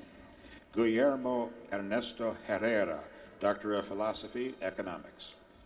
Alan Mark Michael, Doctor of Philosophy, Education. Carl Harold Seeley, Doctor of Philosophy, Economics. Philip Roney, Doctor of Philosophy, Fisheries. Shantanu Chatterjee, Doctor of Philosophy, Economics. George Kapodistrias, Doctor of Philosophy, Mechanical Engineering. Dong So Chin, Doctor of Philosophy, Economics. Nancy Allison Place, Doctor of Philosophy, Education. A.K.M. Mahbub Morshed, Doctor of Philosophy, Economics. Janice K. Sovey Johnson, Doctor of Philosophy, Education. Alan Dean Ruzet, Doctor of Philosophy, Speech Communication. Li Hua Chen, Doctor of Philosophy, Medicine. Matthew Tobias Carr, Doctor of Philosophy, Atmospheric Sciences. Yun Wu, Doctor of Philosophy, Engineering. Benjamin Michael Moskowitz, Doctor of Philosophy, Applied Mathematics. Salem Oksoy, Doctor of Philosophy, Electrical Engineering. David Russell Luke, Doctor of Philosophy, Applied Mathematics. Dongshong Shu, Doctor of Philosophy, Electrical Engineering. Carl Ray Knob, Doctor of Philosophy, Applied Mathematics. Shogun Shi, Doctor of Philosophy, Bioengineering. Bradley Paul Benz, Doctor of Philosophy, English. Hu Jun Yin, Doctor of Philosophy, Electrical Engineering. Michael Joseph Files, Doctor of Philosophy, English. Hung Chang, Doctor of Philosophy, Physiology. Sheng Hui Li, Doctor of Philosophy, Geophysics. Yi Rei Wu, Doctor of Philosophy, Chemical Engineering. Tian Ming Tong, Doctor of Philosophy, Physics. Cynthia Ko Buenviaje, Doctor of Philosophy, Chemical Engineering. Li Jun Chen, Doctor of Philosophy, Physics. Joseph Clark Anderson, Doctor of Philosophy, Chemical Engineering. Luana Gomez Ortiz, Doctor of Philosophy, Physics. Feng Jung, Doctor of Philosophy, Chemical Engineering. Alexander Hans Vija, Doctor of Philosophy, Physics. Ming Chao Shen, Doctor of Philosophy, Bioengineering. Jennifer Johnson, Doctor of Philosophy, Chemistry. Daniel J. Graham, Doctor of Philosophy, Bioengineering. Amar Ulhas Andalkar, Doctor of Philosophy, Physics. Hongbo Liu, Doctor of Philosophy, Bioengineering. So Yun Lee, Doctor of Musical Arts, Choral Conducting. Niren Murthy, Doctor of Philosophy, Bioengineering. Diana May Greenlee, Doctor of Philosophy, Anthropology. James Raymond Bain, Doctor of Philosophy, Bioengineering. Sharin Hsu Thornton, Doctor of Philosophy, Anthropology. James Alexander Gross-Nickel, Doctor of Philosophy, Engineering. Kathy Ferrand Bullock, Doctor of Philosophy, Communications. Sen Ying Chao, Doctor of Education, Doctor of Philosophy, Education. Pamela Torgerson, Doctor of Education, Curriculum and Instruction. Christopher Michael Bundy, Doctor of Philosophy, Engineering. Timothy James Root, Doctor of Musical Arts, Choral Conducting. Tessa Ann Lau, Doctor of Philosophy, Computer Science and Engineering. Rachel Lorraine Root, Doctor of Musical Arts, Choral Conducting.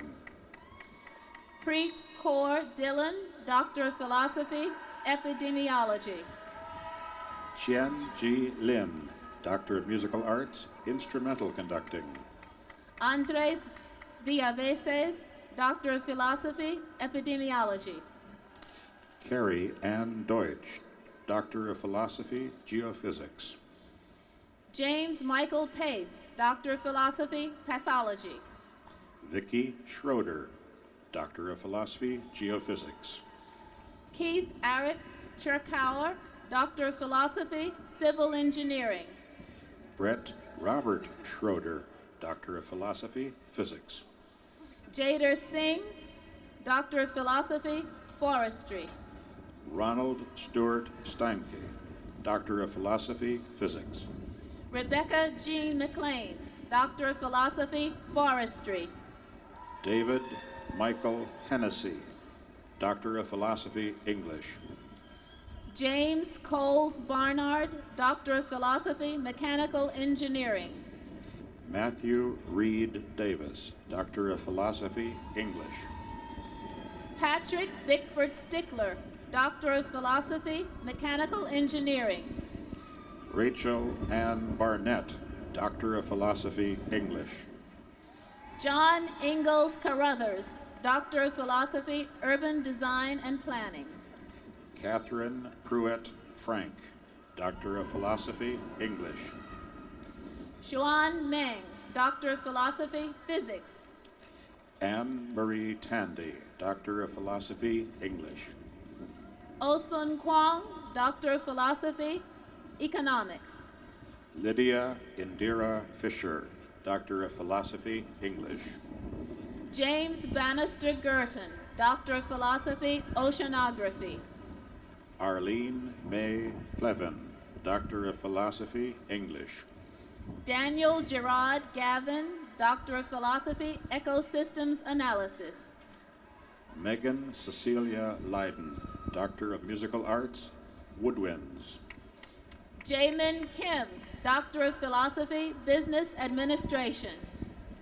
Jason Mark Harris, Doctor of Philosophy, English. Suparvadi Aramith, Doctor of Philosophy, Electrical Engineering. Peter McKee Garfield, Doctor of Philosophy, Mathematics. Chintana Vacharasan, Doctor of Philosophy, Nursing. Rajesh Ranjan Nandi, Doctor of Philosophy, Mathematics. Victoria Celestine Tibbs, Doctor of Philosophy, Medicine.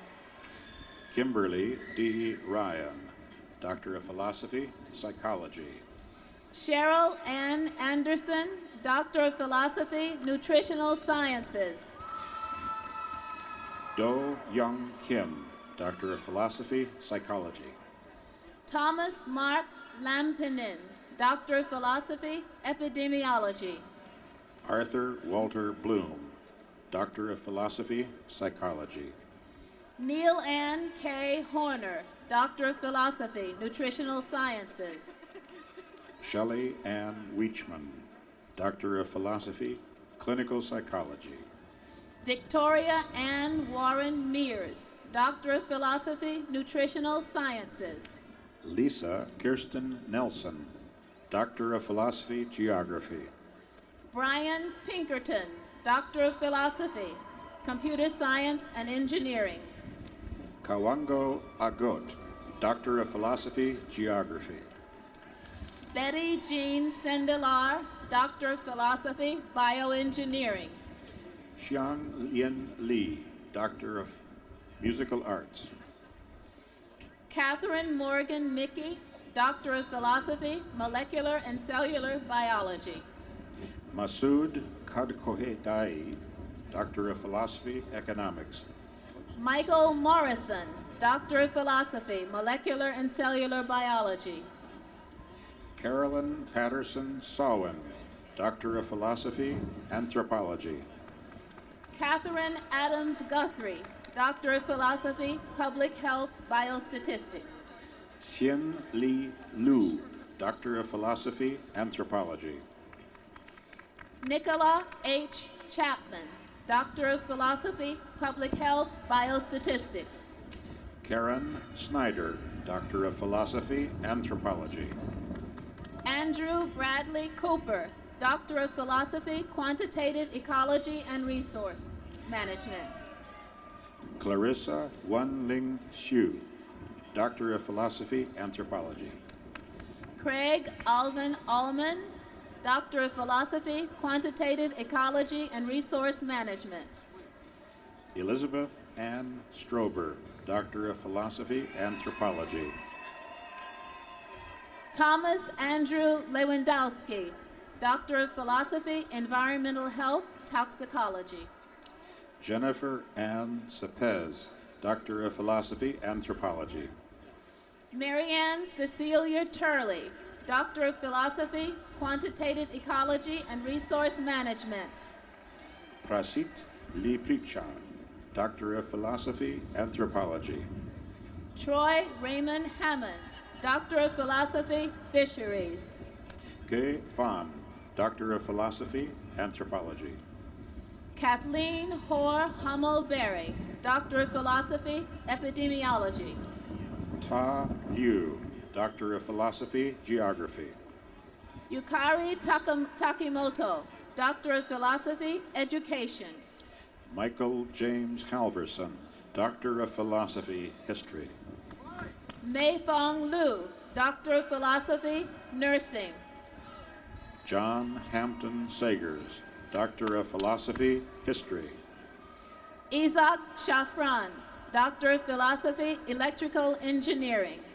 Matthew William Klingel, Doctor of Philosophy, History.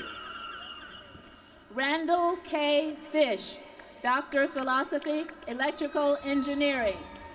Matias Javier Valenzuela, Doctor of Philosophy, Communications.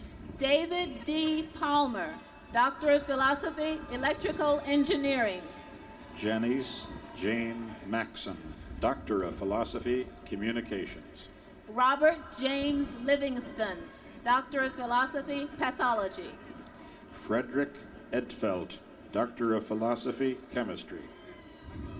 Lucinda Ewen Chin, Doctor of Philosophy, Pathology. Anne Wilson Grant, Doctor of Philosophy, Chemistry. Mary E. Vale, Doctor of Philosophy, Molecular and Cellular Biology. Stephen Christie Parker, Doctor of Philosophy, Physics. Julie Christine Kiefer, Doctor of Philosophy, Biochemistry. Robert Edward Mitchell, Doctor of Philosophy, Comparative Literature. Sharon Lee Gabbert, Doctor of Education, Curriculum and Instruction. Trevor Glenn Elkington, Doctor of Philosophy, Comparative Literature. Stephen Russell Yant, Doctor of Philosophy, Molecular and Cellular Biology. Michael Mark Chambers, Doctor of Philosophy, Drama. James Albert Rodriguez, Doctor of Philosophy, Education. Kenneth James Cherniglia, Doctor of Philosophy, Drama. Bonnie Jean McBride, Doctor of Philosophy, Education. Jing Liu, Doctor of Philosophy, English. Gail Elizabeth Joseph, Doctor of Philosophy, Education. Sarah Beth Prolly, Doctor of Philosophy, Political Science. Michael Scott Bittner, Doctor of Philosophy, Education. Elizabeth Marie Starbuck, Doctor of Philosophy, Psychology. P. Taylor Webb, Doctor of Philosophy, Education. James Michaelison, Doctor of Philosophy, Mathematics. Maureen Margaret Doyle, Doctor of Philosophy, Education. Adam Nyman, Doctor of Philosophy, Mathematics. Laura C. Jones, Doctor of Philosophy, Education. David Asa Packer, Doctor of Philosophy, Mathematics. Joanne Marie Carney, Doctor of Philosophy, Education. Sean James Kokas, Doctor of Philosophy, Mathematics. Joelle Kristen J., Doctor of Philosophy, Education. Laurel Bernice Surcom, Doctor of Philosophy, Ethnomusicology. Marcia Williams Swanson, Doctor of Philosophy, Epidemiology. Gavin Duncan Douglas, Doctor of Philosophy, Ethnomusicology. Janet M. Powell, Doctor of Philosophy, Interdisciplinary Graduate Program.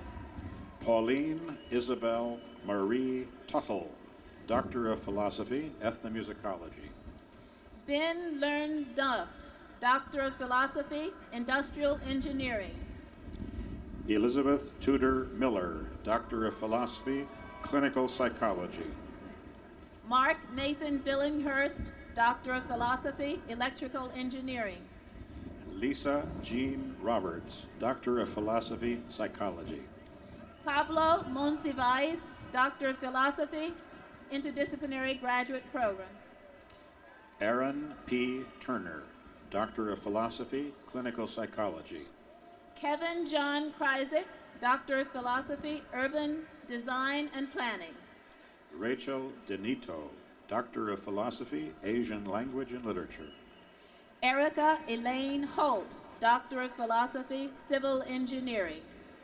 Anne Lindsay Cavender, Doctor of Philosophy, Comparative Literature.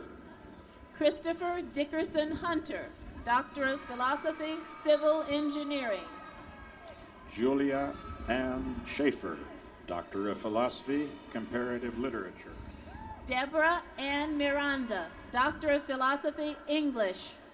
Sylvia Heike Ruigel, Doctor of Philosophy, Germanics. Kipchoge Neftali Kirkland, Doctor of Philosophy, Education. Max Chen, Doctor of Philosophy, Economics. Patricia Camesa Espiritu, Doctor of Philosophy, Education. Rosalie H. Croker, Doctor of Philosophy, Psychology. Kristen Nicole Jacks, Doctor of Philosophy, Bioengineering. Eleanor Gray Hankins, Doctor of Philosophy, Genetics. Garrett Glenn Nenninger, Doctor of Philosophy, Electrical Engineering.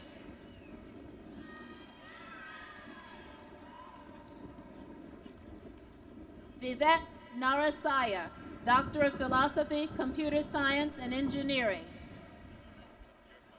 Yaosen Huang, Doctor of Philosophy, Mechanical Engineering. Doris Yunsun Ah, Doctor of Pharmacy. Sarah Se Sun, Doctor of Pharmacy. Thomas James Newcomer, Doctor of Pharmacy. John A. Humphreys, Doctor of Pharmacy. Rebecca North Sliger, Doctor of Philosophy, Mechanical Engineering. Anand Sarad Bedekar, Doctor of Philosophy, Electrical Engineering. Sutipong Sigaram, Doctor of Philosophy, Engineering.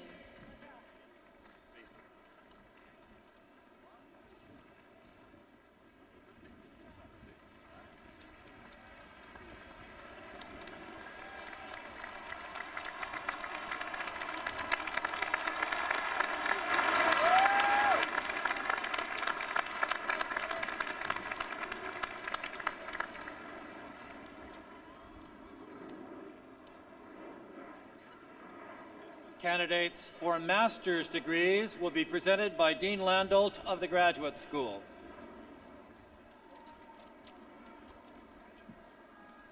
Candidates for the various master's degrees will please rise as their degree is named and remain standing.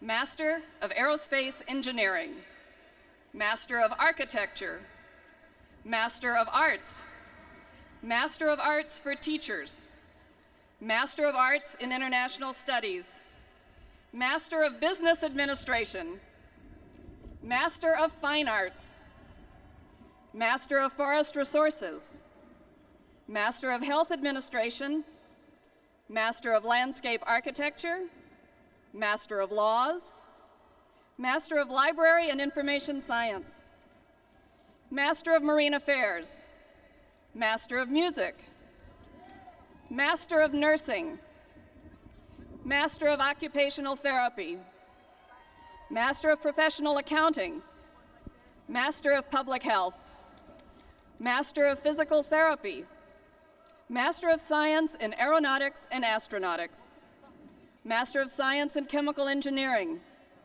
Master of Science in Civil Engineering, Master of Science in Construction Management, Master of Science in Electrical Engineering, Master of Science in Engineering, Master of Science in Industrial Engineering, Master of Science in Materials Science and Engineering, Master of Science in Mechanical Engineering, Master of Science, Master of Social Work, Master in Teaching, Master of Urban Planning. Mr. President, I would like to introduce Dean Pat Wassley of the College of Education to present the master's candidates from that college. Candidates for the degree of Master's in Education will please rise with the other master's degree candidates. Mr. President, I'd like to introduce Dean Mark Lindenberg of the Daniel J. Evans School of Public Policy to introduce the master's candidates from that school. Candidates for the degree of Masters of Public Administration in the Daniel J. Evans School of Public Affairs will please rise with the other candidates. Mr. President, on behalf of the deans of the schools and colleges and the graduate faculty, I'm pleased and honored to present these candidates for their various master's degrees. On behalf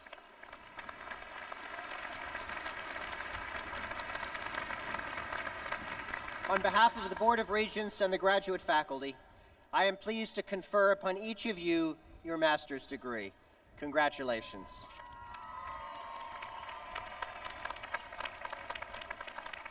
You will be presented today with a memento of this graduation exercise, so please come forward.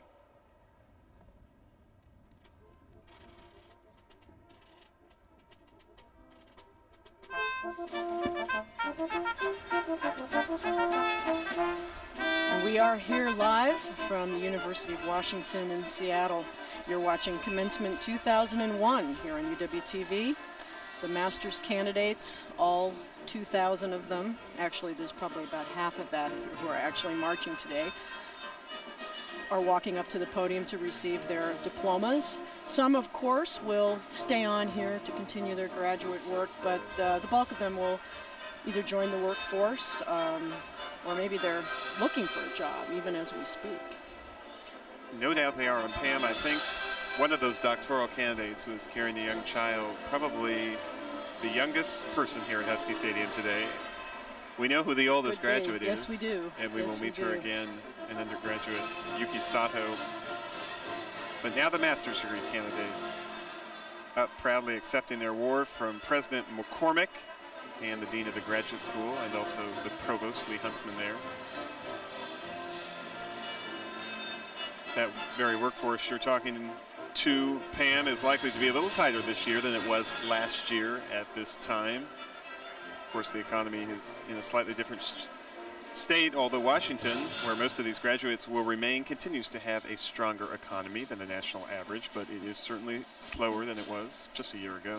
Well, this last year certainly represented a great turnaround, didn't it, CR? But fortunately for the University of Washington, despite the slump in the stock market, the UW endowment was actually up slightly during this past time.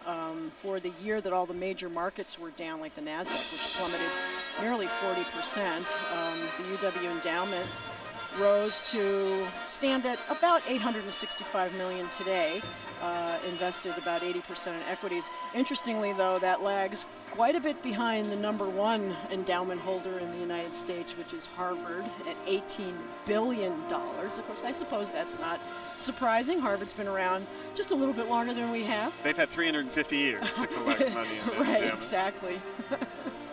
Proud master's degrees candidates here. Happy master's degree candidates.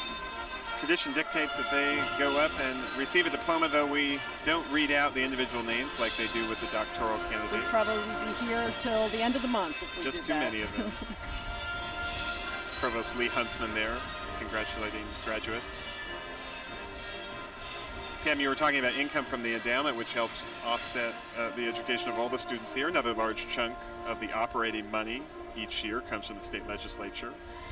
And on that news front, rather, the news is slightly less good than the endowment news as we speak. The state legislature, which is in a second special session, has yet to finalize a budget for the University of Washington for the next 2 years. Indeed, a budget for the whole state for the next 2 years.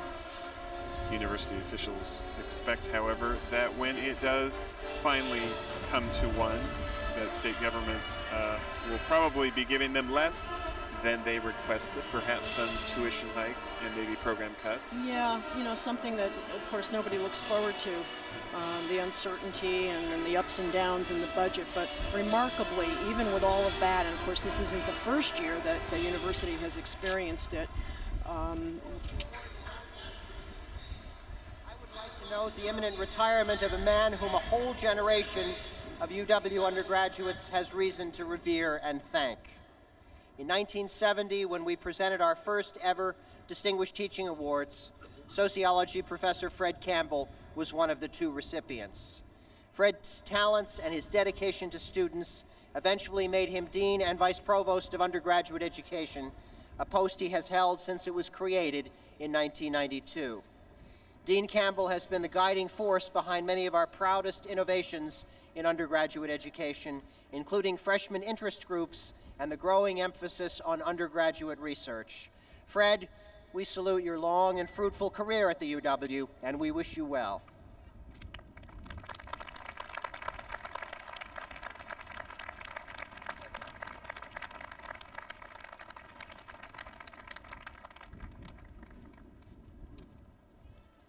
Mr. President, candidates for bachelor's degrees in the various colleges and schools of the university will be presented to you by the several deans. The candidates who have been accepted by the general faculty of the university for their respective degrees are listed in the commencement program. Candidates for bachelor degrees in the College of Arts and Sciences will be presented to you, Mr. President, by Dean David Hodge. Will the proud candidates for the College of Arts and Sciences please rise?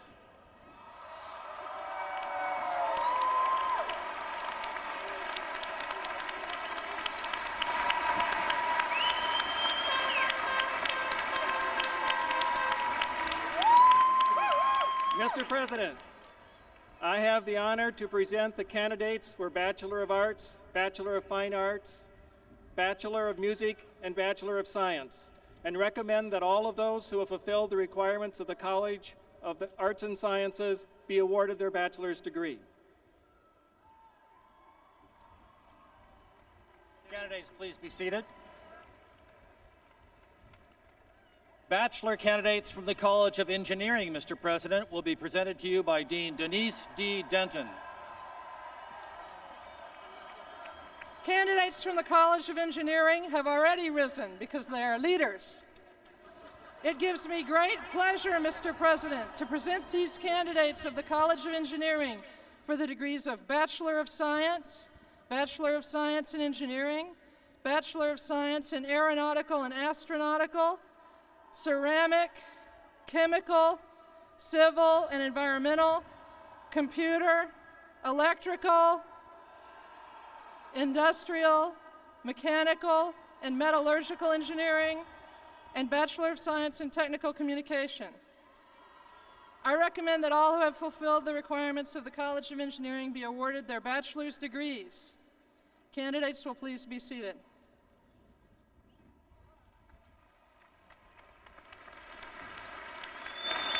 Candidates from the College of Forest Resources will be presented to you, Mr. President, by Acting Dean Bruce Baer. Candidates from the College of Forest Resources will please rise. Mr. President, it is my pleasure and honor to present these candidates for their bachelor's degrees in forest resources and recommend that all who have fulfilled the requirements of the College of Forest Resources be awarded their respective bachelor's degrees. Candidates will please be seated. Bachelor's candidates from the School of Business Administration will be presented to you, Mr. President, by Dean Yash Gupta. The candidates from the School of Business Administration, please rise. Mr. President, it is with much pleasure that I present these candidates for bachelor's degree in the School of Business Administration and recommend that all those who have fulfilled the requirements of the School of Business Administration be awarded their respective degree. Candidates, please be seated.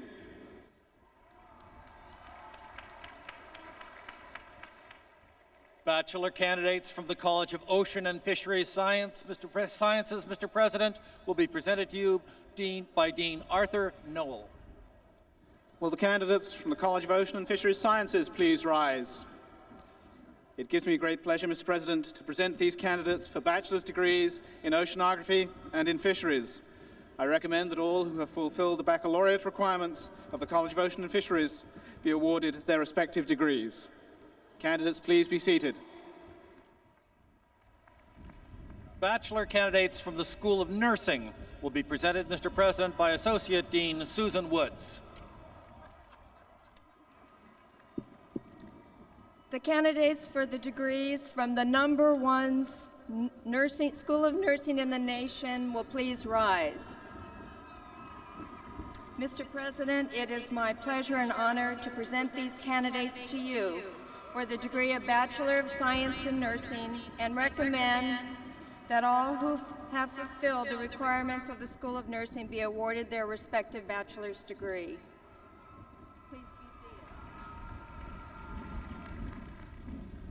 Bachelor candidates from the School of Dentistry will be presented to you, Mr. President, by Dean Robertson.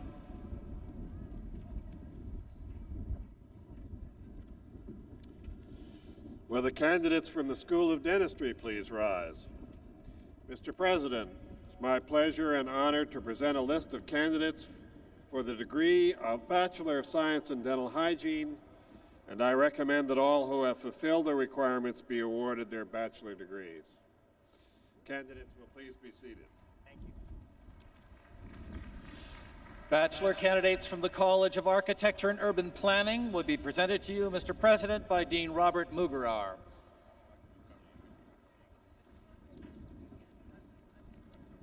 Will the candidates from the College of Architecture and Urban Planning please rise? Mr. President, I have the honor to present these candidates for bachelor degrees in architecture, urban planning, landscape architecture, construction management, and in community and environmental planning, and recommend that all who have fulfilled the requirements of the College of Architecture and Urban Planning be awarded their respective bachelor degrees. Candidates, please be seated momentarily before going forth to plan, design, and build the future world.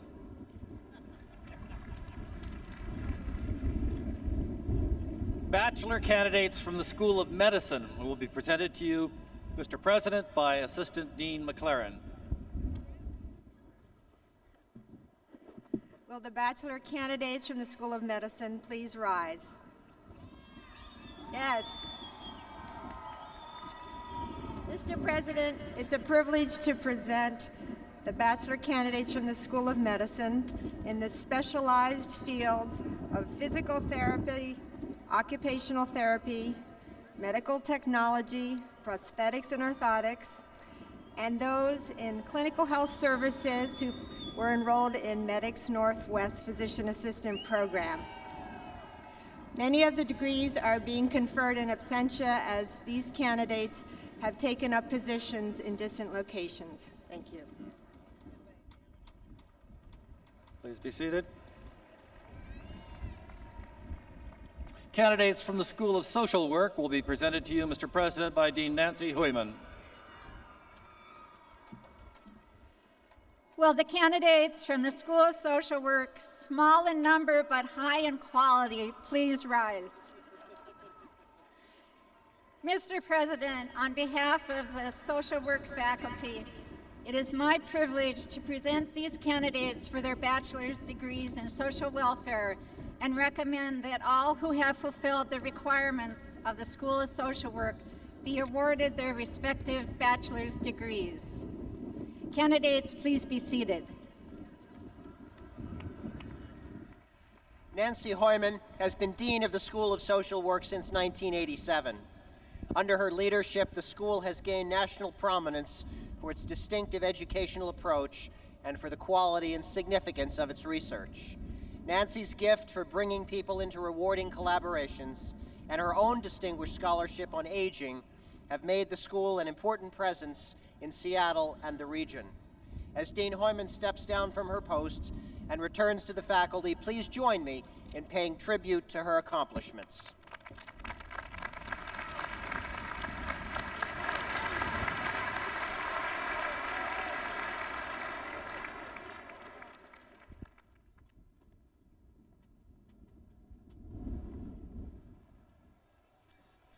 Candidates from the School of Public Health and Community Medicine will be presented to you, Mr. President, by Dean Patricia Wall. Will the candidates from the School of Public Health and Community Medicine please rise? Mr. President, it gives me great pleasure to present these candidates for bachelor's degrees in the School of Public Health and Community Medicine. I recommend that all who have fulfilled the requirements of our school be awarded their respective degrees. Candidates may please be seated.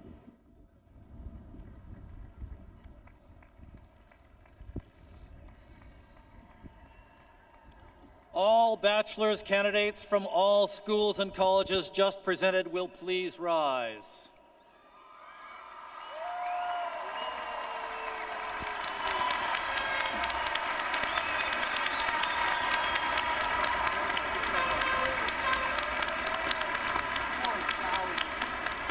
Following President McCormick's citation awarding the various bachelor's degrees, all candidates will be seated immediately and, under direction of the faculty marshals, will await their turn to come forward one row at a time. On behalf of the Board of Regents and the faculty of the university, I am pleased to confer upon each of you your bachelor's degree. Congratulations.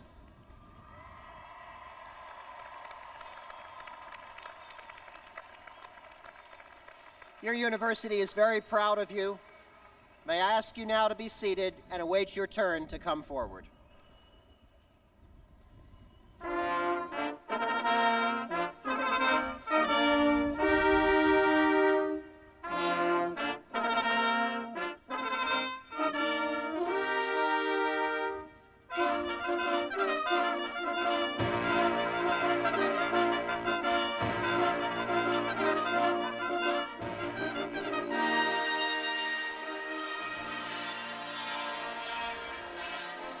We are back live at the University of Washington at Husky Stadium in Seattle, presenting the 126th commencement from the University of Washington. The largest group of graduates today, the undergraduates, are filing up to receive their degrees. We're brought to you today as a public service by the wonderful people of UWTV who are spread out throughout this stadium to bring you both audio and video coverage. As Pam says, the main event of today for most of the class, the awarding of bachelor's degrees. We don't have precise figures of the numbers taking part in this ceremony today. About 5,000 in all, a record this year. Graduates, as you can see, file up in 2 lines on each side. Those in the north get to shake hands either with the university president, Richard McCormick, or the dean of undergraduate education, Fred Campbell, on the south side, 2 lines also. And they greet Provost Lee Huntsman and another member of the university leadership. And you will see that every single graduate gets a picture taken. Those go on sale on the web as soon as this event is over. Is that a new tradition? They've been doing that for several years now. Right. How did I miss that? Oh well. It looks also like the graduates are receiving a diploma, but what in fact they're getting is a diploma cover. They don't officially graduate until all the grades are in, recorded later this month. And as we said earlier, maybe the graduate student TA strike may even delay that until later, but most likely they'll have it by the end of the summer. We told you earlier about some of the interesting graduate stories of this class. The oldest in this ceremony today, Yuki Sato. She is 82, getting her degree in American Ethnic Studies, not the first in her class. There she is, Yuki right there. 82 years old, good for her, getting her degree today. Oldest member of this class. We have right here at the booth her son, Den. Den, you graduated several years ago. You must be a proud son today. You bet. I'm very proud of my mom, and it's taken her a while to get her degree, but it was long worth the wait. How much did you help her in this? Not that much. Actually, she did it all on her own, without the help of a computer. She has a manual typewriter, as I understand. She does have one of those archaic pieces of machinery called a typewriter, and hopefully in the future she wants to take some computer classes. She's not done with her education. That's great. Den, it took her almost 20 years to get that degree, didn't it? I understand it took one class, she took one class at a time? That's correct, one class at a time, and she persevered. There were some quarters where she did go to school, but overall she's been going consistently for the last 20 years. An amazing story. In the war, she and your grandparents, her parents, were interned in a camp in Idaho during the war, Japanese internment camp. That is correct. She was over in Idaho in Minidoka, over there for several years, and after the war, well, actually, during the war, she left camp and worked for a while. She started a job with the federal government, and she worked for the federal government for approximately almost 40 years. And then after she retired in the early 1980s, she decided to go back to school. And she'll be continuing school, I understand. Is that right? She will be continuing school, and hopefully... she might be getting master's degree or a doctorate one of these days. One of these days. Hopefully not another 20 years. Dan Sato, thank you for joining us here. We congratulate you, your mother, and your entire family. You're very welcome, and thank you. And hi, Mom. Congratulations. That's great. Pam? What a great story. And you know, I'm reminded of the words from William Gray's commencement address today. He said that regret and fear are the twin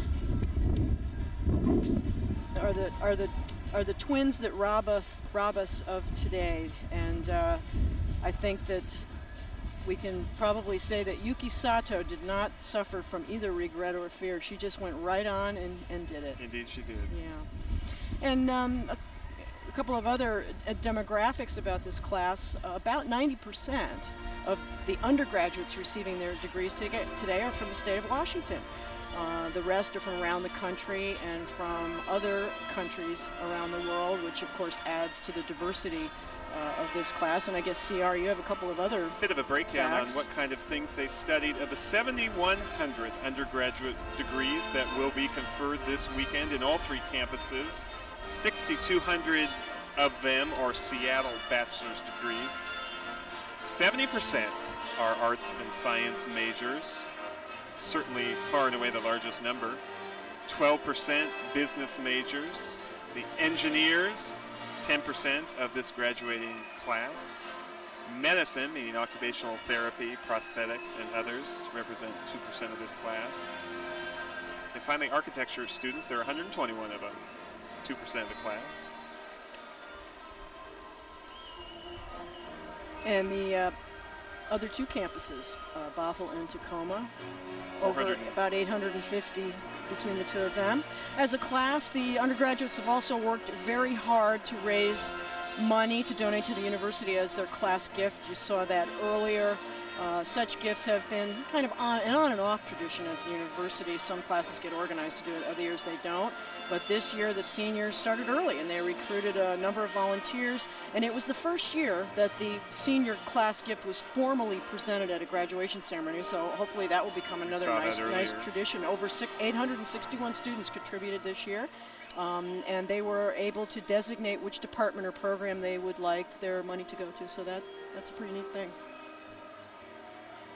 Some of the purple ribbons that are being worn by the graduates, can't see any right now, but they indicate donations to the senior class gift. That is to say, if they have a purple ribbon, they were a part of it.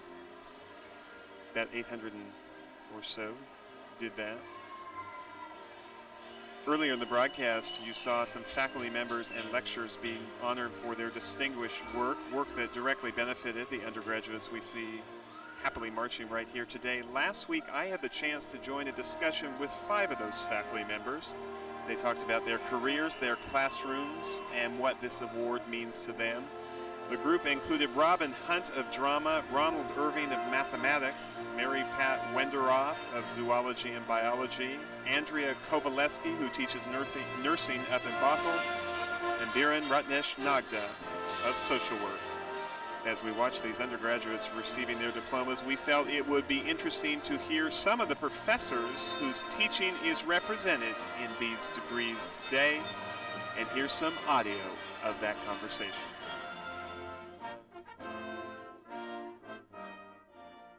Ron Irving, you are the most senior person at this round table, as they've been teaching the longest, 25 years. What have you learned over that time to do this job well? The main thing to pick up on this theme of helping students to learn is that we can't teach them. I'm a math professor, and there's maybe an unfortunate model to what we do is put the math into their heads and they learn how to do things. And there are 2 points to this. One is that mathematics is conceptual, it's ideas, it's not just procedures. If it were procedures, we could have them program computers to do it. So we need to get them to understand the ideas. And the second point is that to learn ideas, you need to talk to each other, you need to try out the ideas, you need to figure out how to express them orally, how to write the ideas. And the last 5 years I've been teaching courses, 2 different courses, for our upper level math majors who are going to be secondary teachers, who are training anyway to be secondary teachers. And it's all the more important for them to see that I'm not going to put math in their heads so they can then put it in their students' heads. I'm teaching them how to think about math. Or you can't even teach them. I'm encouraging them, trying to create an atmosphere so that they can figure out how to think about math, how to work with each other about math. And how to teach it. How to practice the process of thinking about math so they can figure out for themselves how to get their students to do the same thing. Because you can't teach anything, and I think we all feel that in some level. That sounds counterintuitive, however. You can only create a setting in which students can learn it for themselves, and that is teaching. Yes. And so to the extent that I'm teaching teachers, I'm trying to create an atmosphere for them so they can figure out, my atmosphere may not be the one they want to use, but they need to find out their own way to create an atmosphere for their students to learn mathematics. And at least I want to give them one shot at doing it, other than where I just stand up and say, here's what you need to learn today. Well, I think the conceptual point is very important because information is changing so fast nowadays. In healthcare, there's no way you can keep up with everything in healthcare. You can't possibly begin to know it all. And so you have to know conceptually what are the principles underlying what you're doing and where can you go to get the most up-to-date information, which nowadays may be the web, and then you have to know how to evaluate that. So again, those concepts, how to evaluate your sources, are very, very important. How do you do it? I think that I'm lucky because I have the theater as the thing I'm really married to, and so the thing that I'm inviting them to consider in this same conceptual way that my colleagues are talking about is pretty hard to resist, really. I don't mean sort of derivative kind of flashy performances, but the idea that you could walk in somebody else's shoes as another character, that you could leave yourself and become somebody else, and to consider what is compassion, and if you play somebody evil, to not judge that person but try to find out how that character is coming from his or her own best effort to make sense of the world. So once you, as my colleagues have been saying, once you put out enough possibilities for tools, for things that they could consider as an entry in, it's pretty hard to resist. Ratnesh Nagda, how do you keep your passion alive year after year? The classes that I teach deal with issues, social issues, for example, racism, sexism, homophobia, classism. And so these issues are complex as they are. And, you know, I cannot claim that I know everything about them, as my students wouldn't either. So in some ways, I'm also on this journey with them, learning more and more. But of course, my learning is different, because for some students, they might be coming in sort of at the first level of exploring what these issues mean to them. And for me, I think what becomes exciting is that even as I walk the path or the journey with them, I also see ways on how I can keep on improving my interactions with them. Well, the main thing I'm finding is that I've discovered that learning is a science in and of itself. We each have our own science and our own discipline, but learning, that's cognitive science. And how do people learn? And that is a fascinating subject. How people learn, how they can sometimes, we all know they don't come in as a blank slate. They're coming in carrying some concepts with them, some biases, and how do we address those issues to help them get to the concepts we want them to go to? So when you approach your classroom as if it's, in my case, I think of it as a laboratory. These are, in a way, subjects. These are the people who I'm trying to help to get better, and they present their own challenges. And every class is a new class. And as Ron was saying, it's very important to create a safe atmosphere, because I'm going to ask the students when they come in to tell me what they're thinking. And sometimes it's going to be wrong, and it's very hard for people at their age to be wrong in front of their colleagues. And also I have a fair number of pre-meds in my class who are, everybody's pretty gung-ho and shooting for med school here, and nobody wants to look wrong. I'm same in the nursing field, I'm sure. You know, people that have this, well, none of us like to be wrong in public. It's never very fun. I have a feeling that something that all of us teach is fearlessness, or trying to create, as Ron said, an atmosphere in which fearlessness is possible. And one positive thing about email, just for instance, is that I've found you can have a large class where people would not ask a question, but might ask you in an email, and a dialogue can happen. I was going to be the last to ever say that I believed in this, but a little quiet dialogue can happen, and that then sets up something for some kind of future. Someone can gain confidence in effect through email. But I think that this question of learning and being afraid to be wrong is a big one now, and I think it's different than it used to be. I don't know if you guys agree. How different are students from, say, 5-10 years ago, both in their attitudes and in their preparation? Meaning, how well is the secondary school system doing? Andrea? Well, I teach older students. I teach people who are already RNs coming back. So I teach anyone from their early 20s into their 50s. So I teach a very broad range of students. And some of those students went to school 20 years ago to become RNs and are just returning. So their confidence sometimes is very low, and we really have to build up their confidence. But I do see a difference, I think, between people who've recently come out of school and people who went to school longer. And I think that difference is that the people who have some life experience actually just have some innate type of confidence within them. And I think sometimes the younger students haven't learned to trust some of their own life experience, however short it may be, because it still is life experience. But I think sometimes they downplay how important that can be in their learning process. Ratnesh Nagda, how are students now versus when you started? Well, that's a really good question. You know, for me, I cannot separate it out from the context again. And because I know, I mean, Ron and Mary Pat were talking about this idea of atmosphere in the classroom and things. What I find is affecting at least the subjects that I teach is that, and this is, and part of it's a political statement, you know, because the context of the university has changed. And one of the big factors with I-200, for example, you know, it's the affirmative action initiative of a couple years ago. Exactly. Where I think we're already seeing there's been fewer students of color in our classes, and for me that really impacts what happens in the classroom, because if our classes are not diverse enough and we're trying to teach about social justice, I mean, it creates this really weird dissonance. And then people saying, you know, how can we learn about culture, diversity, or social justice when there's not people who are diverse enough? So that in itself is a problematic I can really take off on. Well, I've always been uncomfortable making generational generalizations, but I do sense a difference now. Yeah, but with what Ratnesh was saying, I think there's a reading issue. They clearly don't read as much as they used to, and I think this ties into the ambiguity issue. It's through reading good literature, that you get accustomed to different views, to there being no correct answer to the complexities of life. Of course, if you're older, you've lived some of the complexities. If you're younger, at least literature is a path to those complexities, and I sense that this is part of what students are missing, the breadth of vision that reading gives you. What's the best moment you've had, or the best kind of moments you've had in the classroom, Robin Hunt? I couldn't isolate one. It's a constant. That when in our town, when Emily comes back from the dead and the stage manager says, just choose an innocuous day, it will be profound enough. It's like that with teaching. I couldn't say there's one. Andrea, are there certain kinds of moments, certain kind of events, or even one event that stands out as a real great moment in teaching? I think when there's a lot of energy in the classroom, and that's when I'm not talking and the students are often in small groups doing activities, and you can just hear all this active dialogue going on and just lots of ideas spinning around, and that's very exciting. Ron? Well, absolutely. So when you see the students doing it themselves, and you realize they're at the point where they can effectively do it themselves, that's what it's all about. Does that usually happen sort of at the end of the quarter? I mean, is there a build-up to where they're more on their own? Ratnesh?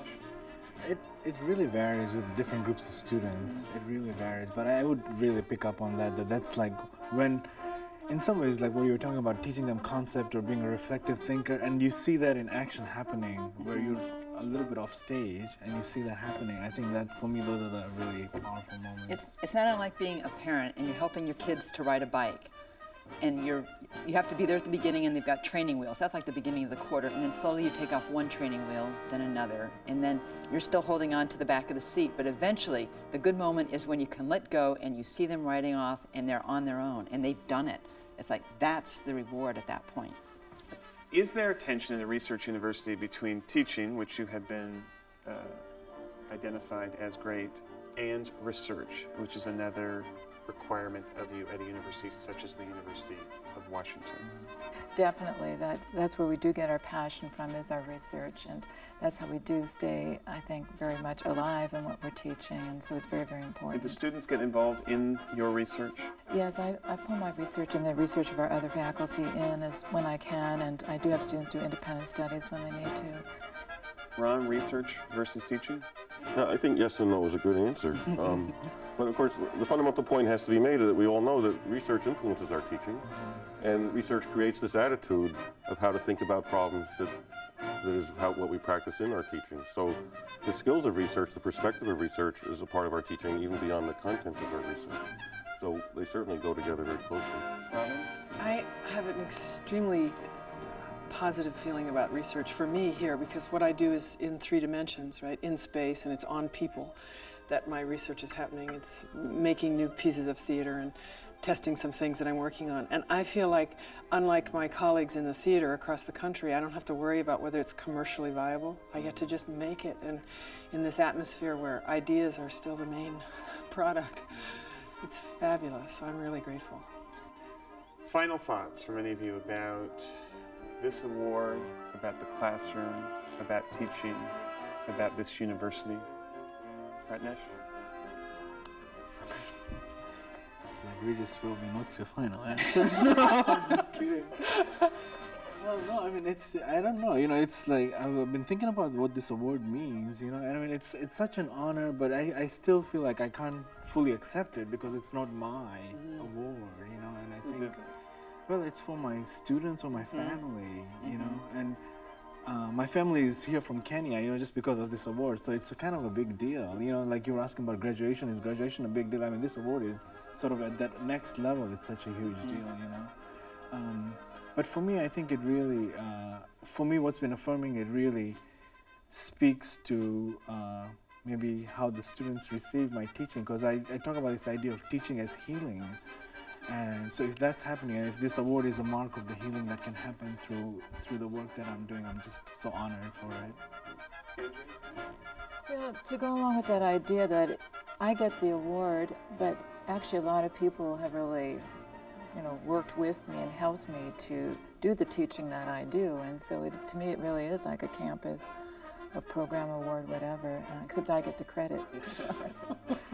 Good deal, isn't it? Robin Hunt?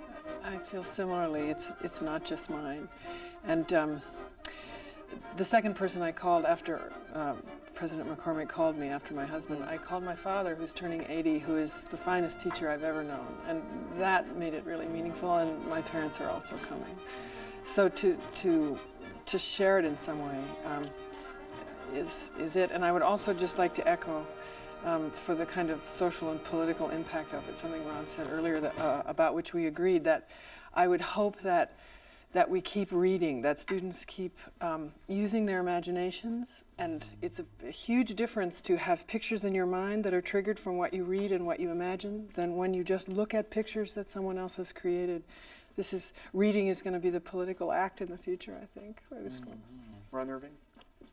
Well, of course, this is a great honor, but as Andrea said, or several have said, it reflects something that's been happening. It's not something I've done, it's something that I've been a part of.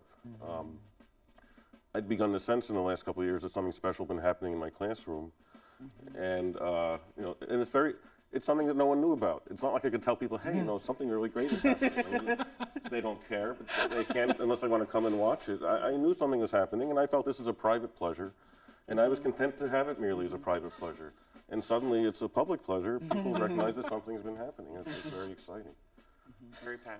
It is very exciting, and there are so many people who support you in your efforts. And the biology program has been so supportive in helping me in the classroom, your family, the students. And that's the other part I'm just finding very exciting, is how great it is to be here at the University of Washington. We have some terrific students. There's such terrific potential here. And you need 2 great players. You need a coach. Every coach needs to have great players, and we have great players that come to our school and who are willing to learn, who, once you make that safe environment, they are willing to play the game with you. And the more they play the game, that you can take it to a whole nother level. So that's the excitement of it. So it really is nice to be here at the University of Washington. Thank you all for taking time and coming in today. Important work you all do, and well-deserved honor. Back here live at Husky Stadium, where we are watching the proud parade of undergraduates, 5,000 of them here today, getting their bachelor's degrees on this, the 126th commencement of the University of Washington. Recipients of the Distinguished Teaching Award that I just interviewed and that you heard from all receive $5,000 honorariums. that come from private contributions to the President's Fund for Excellence. 2 other faculty members who received those awards this year that weren't able to join that discussion are Jose Rios, who teaches education down in Tacoma, Chris Diorio of Computer Science and Engineering here in Seattle. We congratulate them also. Oh, barefoot. Whew. Boy, it must be cold. Cold day for that. And, besides the award recipients that we just heard from, there are a number of significant distinctions of the UW faculty that we would like to remind you of today. We have 4 Nobel Prize winners among our faculty, 42 members of the National Academy of Sciences, 42 members of the American Academy of Arts and Sciences, 12 members of the National Academy of Engineering, and a winner of the National Book Award. As you can see, almost every imaginable combination of black gown and black cap It's on display really today. colorful, really colorful. Now, earlier we showed you a clip from Tacoma's commencement last night, and we would also like to talk to you about Bothell. The Bothell campus graduation will be tomorrow, and last fall UW Bothell moved into its new facility, so it has the beginnings of a permanent campus. Things up there are really beginning to take shape. Over 500 students will graduate tomorrow at the Bank of America Arena here at the Seattle campus. Commencement speaker there will be Yolanda Moses, president of the Association for Higher Ed. And right now we'd like to show you just a short clip of the new Bothell campus.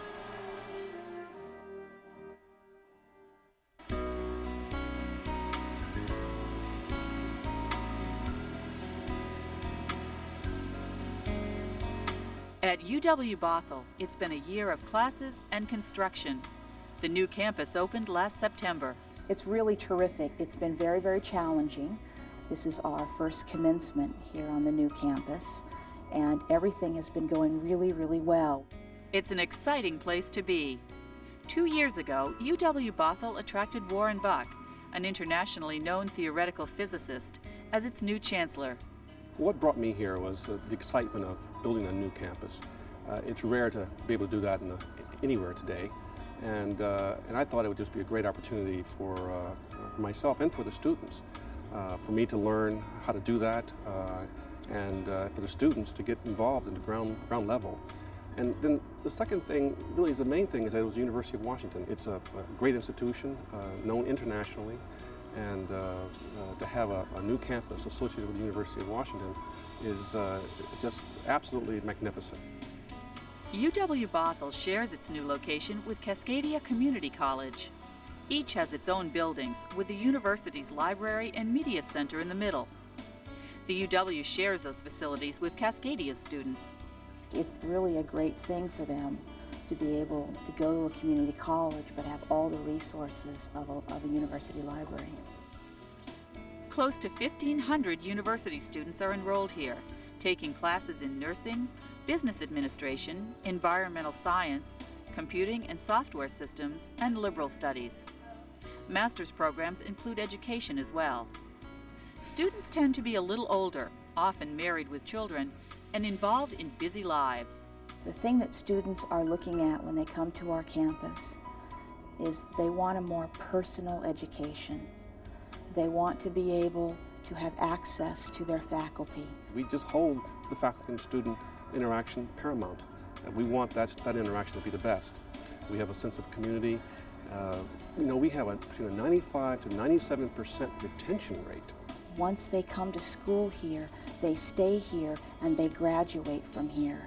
And we're very, very proud of that. And besides all that, it would be hard to find a more attractive campus. We have a lot of wildlife out here. We have beautiful trees. It's very quiet out here. And for students who just want to come, they go to school, and then they go back to their lives. It's just a lovely way to spend a day.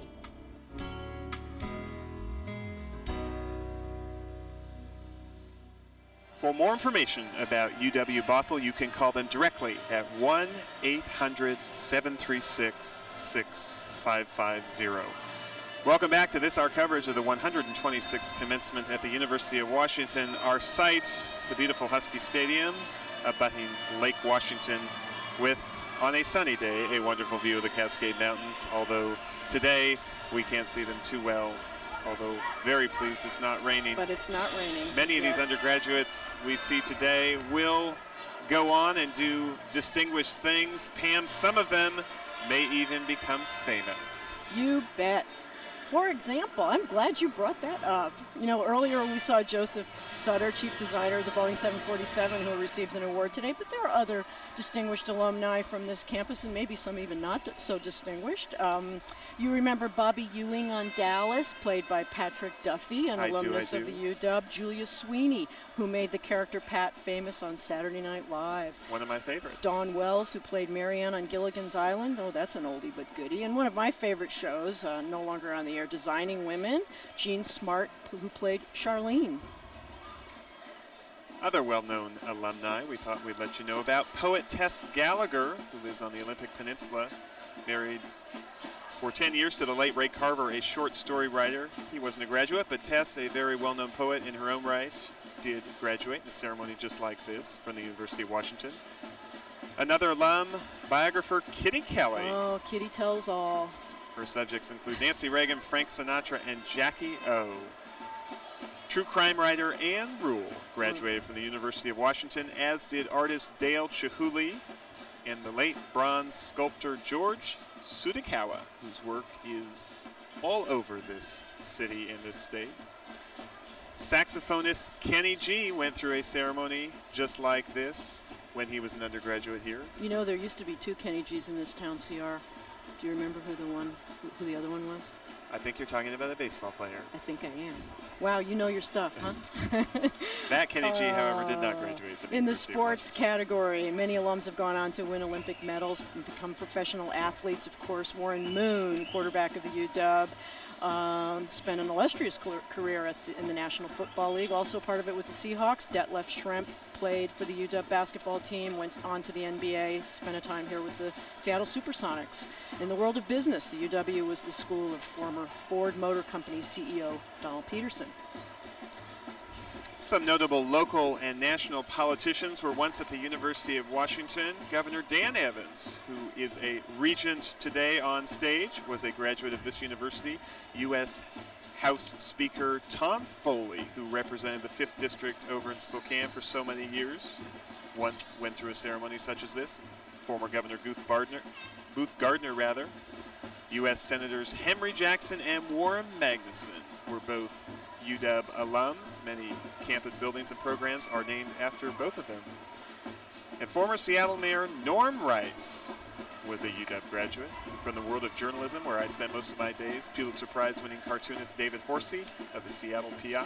And believe it or not, former NBC News anchor Chet Huntley graduated from this university.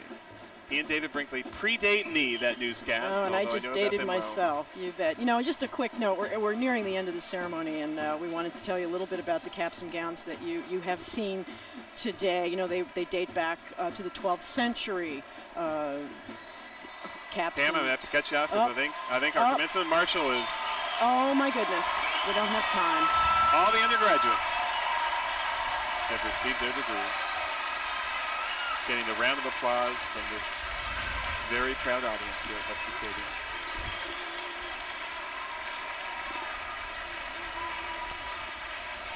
After the singing of the alma mater, the audience and members of the graduating class are requested to remain standing in their places until the recessional of the faculty is concluded.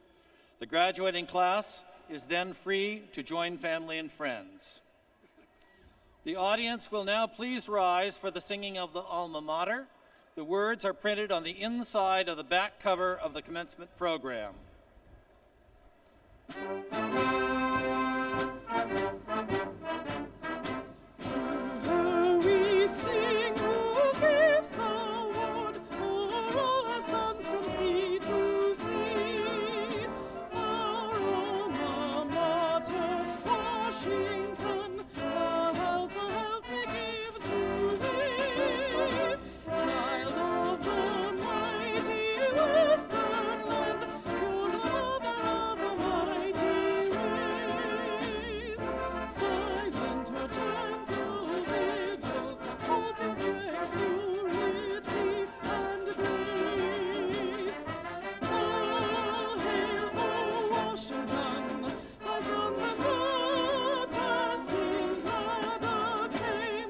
through years of youth and loyalty, and still in age we sing thy fame. In honor thy towers stand, thy battlements shine in dawning light, and glow again in sunset rays. All hail, O Washington!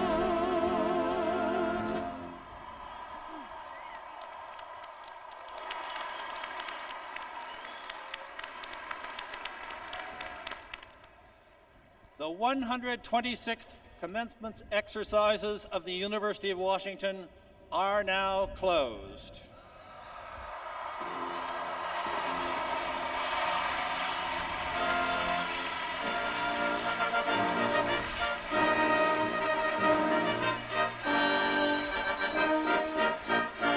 Well, Pam, these are proud graduates now. Oh, I'll say. Members of the They're done. alumni of this university. Joining 320,000 others who went through ceremonies like this over the course of the last 126 years. And now, as tradition dictates, we see the procession, which has now become a recessional, led by Commencement Marshal Ron Moore, holding the university mace. He is followed, as always, by the president of the university, Richard McCormick, members of the Board of Regents, deans of the various schools and colleges. They're the first to leave. Once they make their way down and out of the stadium, then the graduates, newly minted, will follow. One thing that we didn't have time to talk about earlier, but which we might mention right here as the President's Party is leaving, is the different colors of the gowns. The faculty, of course, hail from all over. Faculty typically have a doctorate degree, and that means... And they wear the colors of the institution from which they hail, so thus the variety of colors that you have seen today. You'll notice the purple robes, and of course the University of Washington doctoral students will graduate with those purple robes, and of course when they go to another institution they'll take that robe with them, and that will add to the color and diversity wherever they go. You can see some of the tassels there as Ron Moore walks between all the graduates. Tassels are color coordinated. Different tassels denote different colleges or schools conferring the degrees. Royal blue, business majors. Orange are engineering. Most common colors are blue, Bachelor of Arts degrees. Yellows are Bachelor of Science. 20 different colleges And and that different colors. that similar color scheme holds for both the master's degrees and the bachelor degree candidates. And you know something interesting about sleeves, as I understand. I do. The master's degree sleeves are longer than the bachelor's degree sleeves. Huh. Here, I just want to note the Board of Regents walking by there. Yeah. Okay. There Various they are. deans of colleges. Mhm. Joseph Souther, the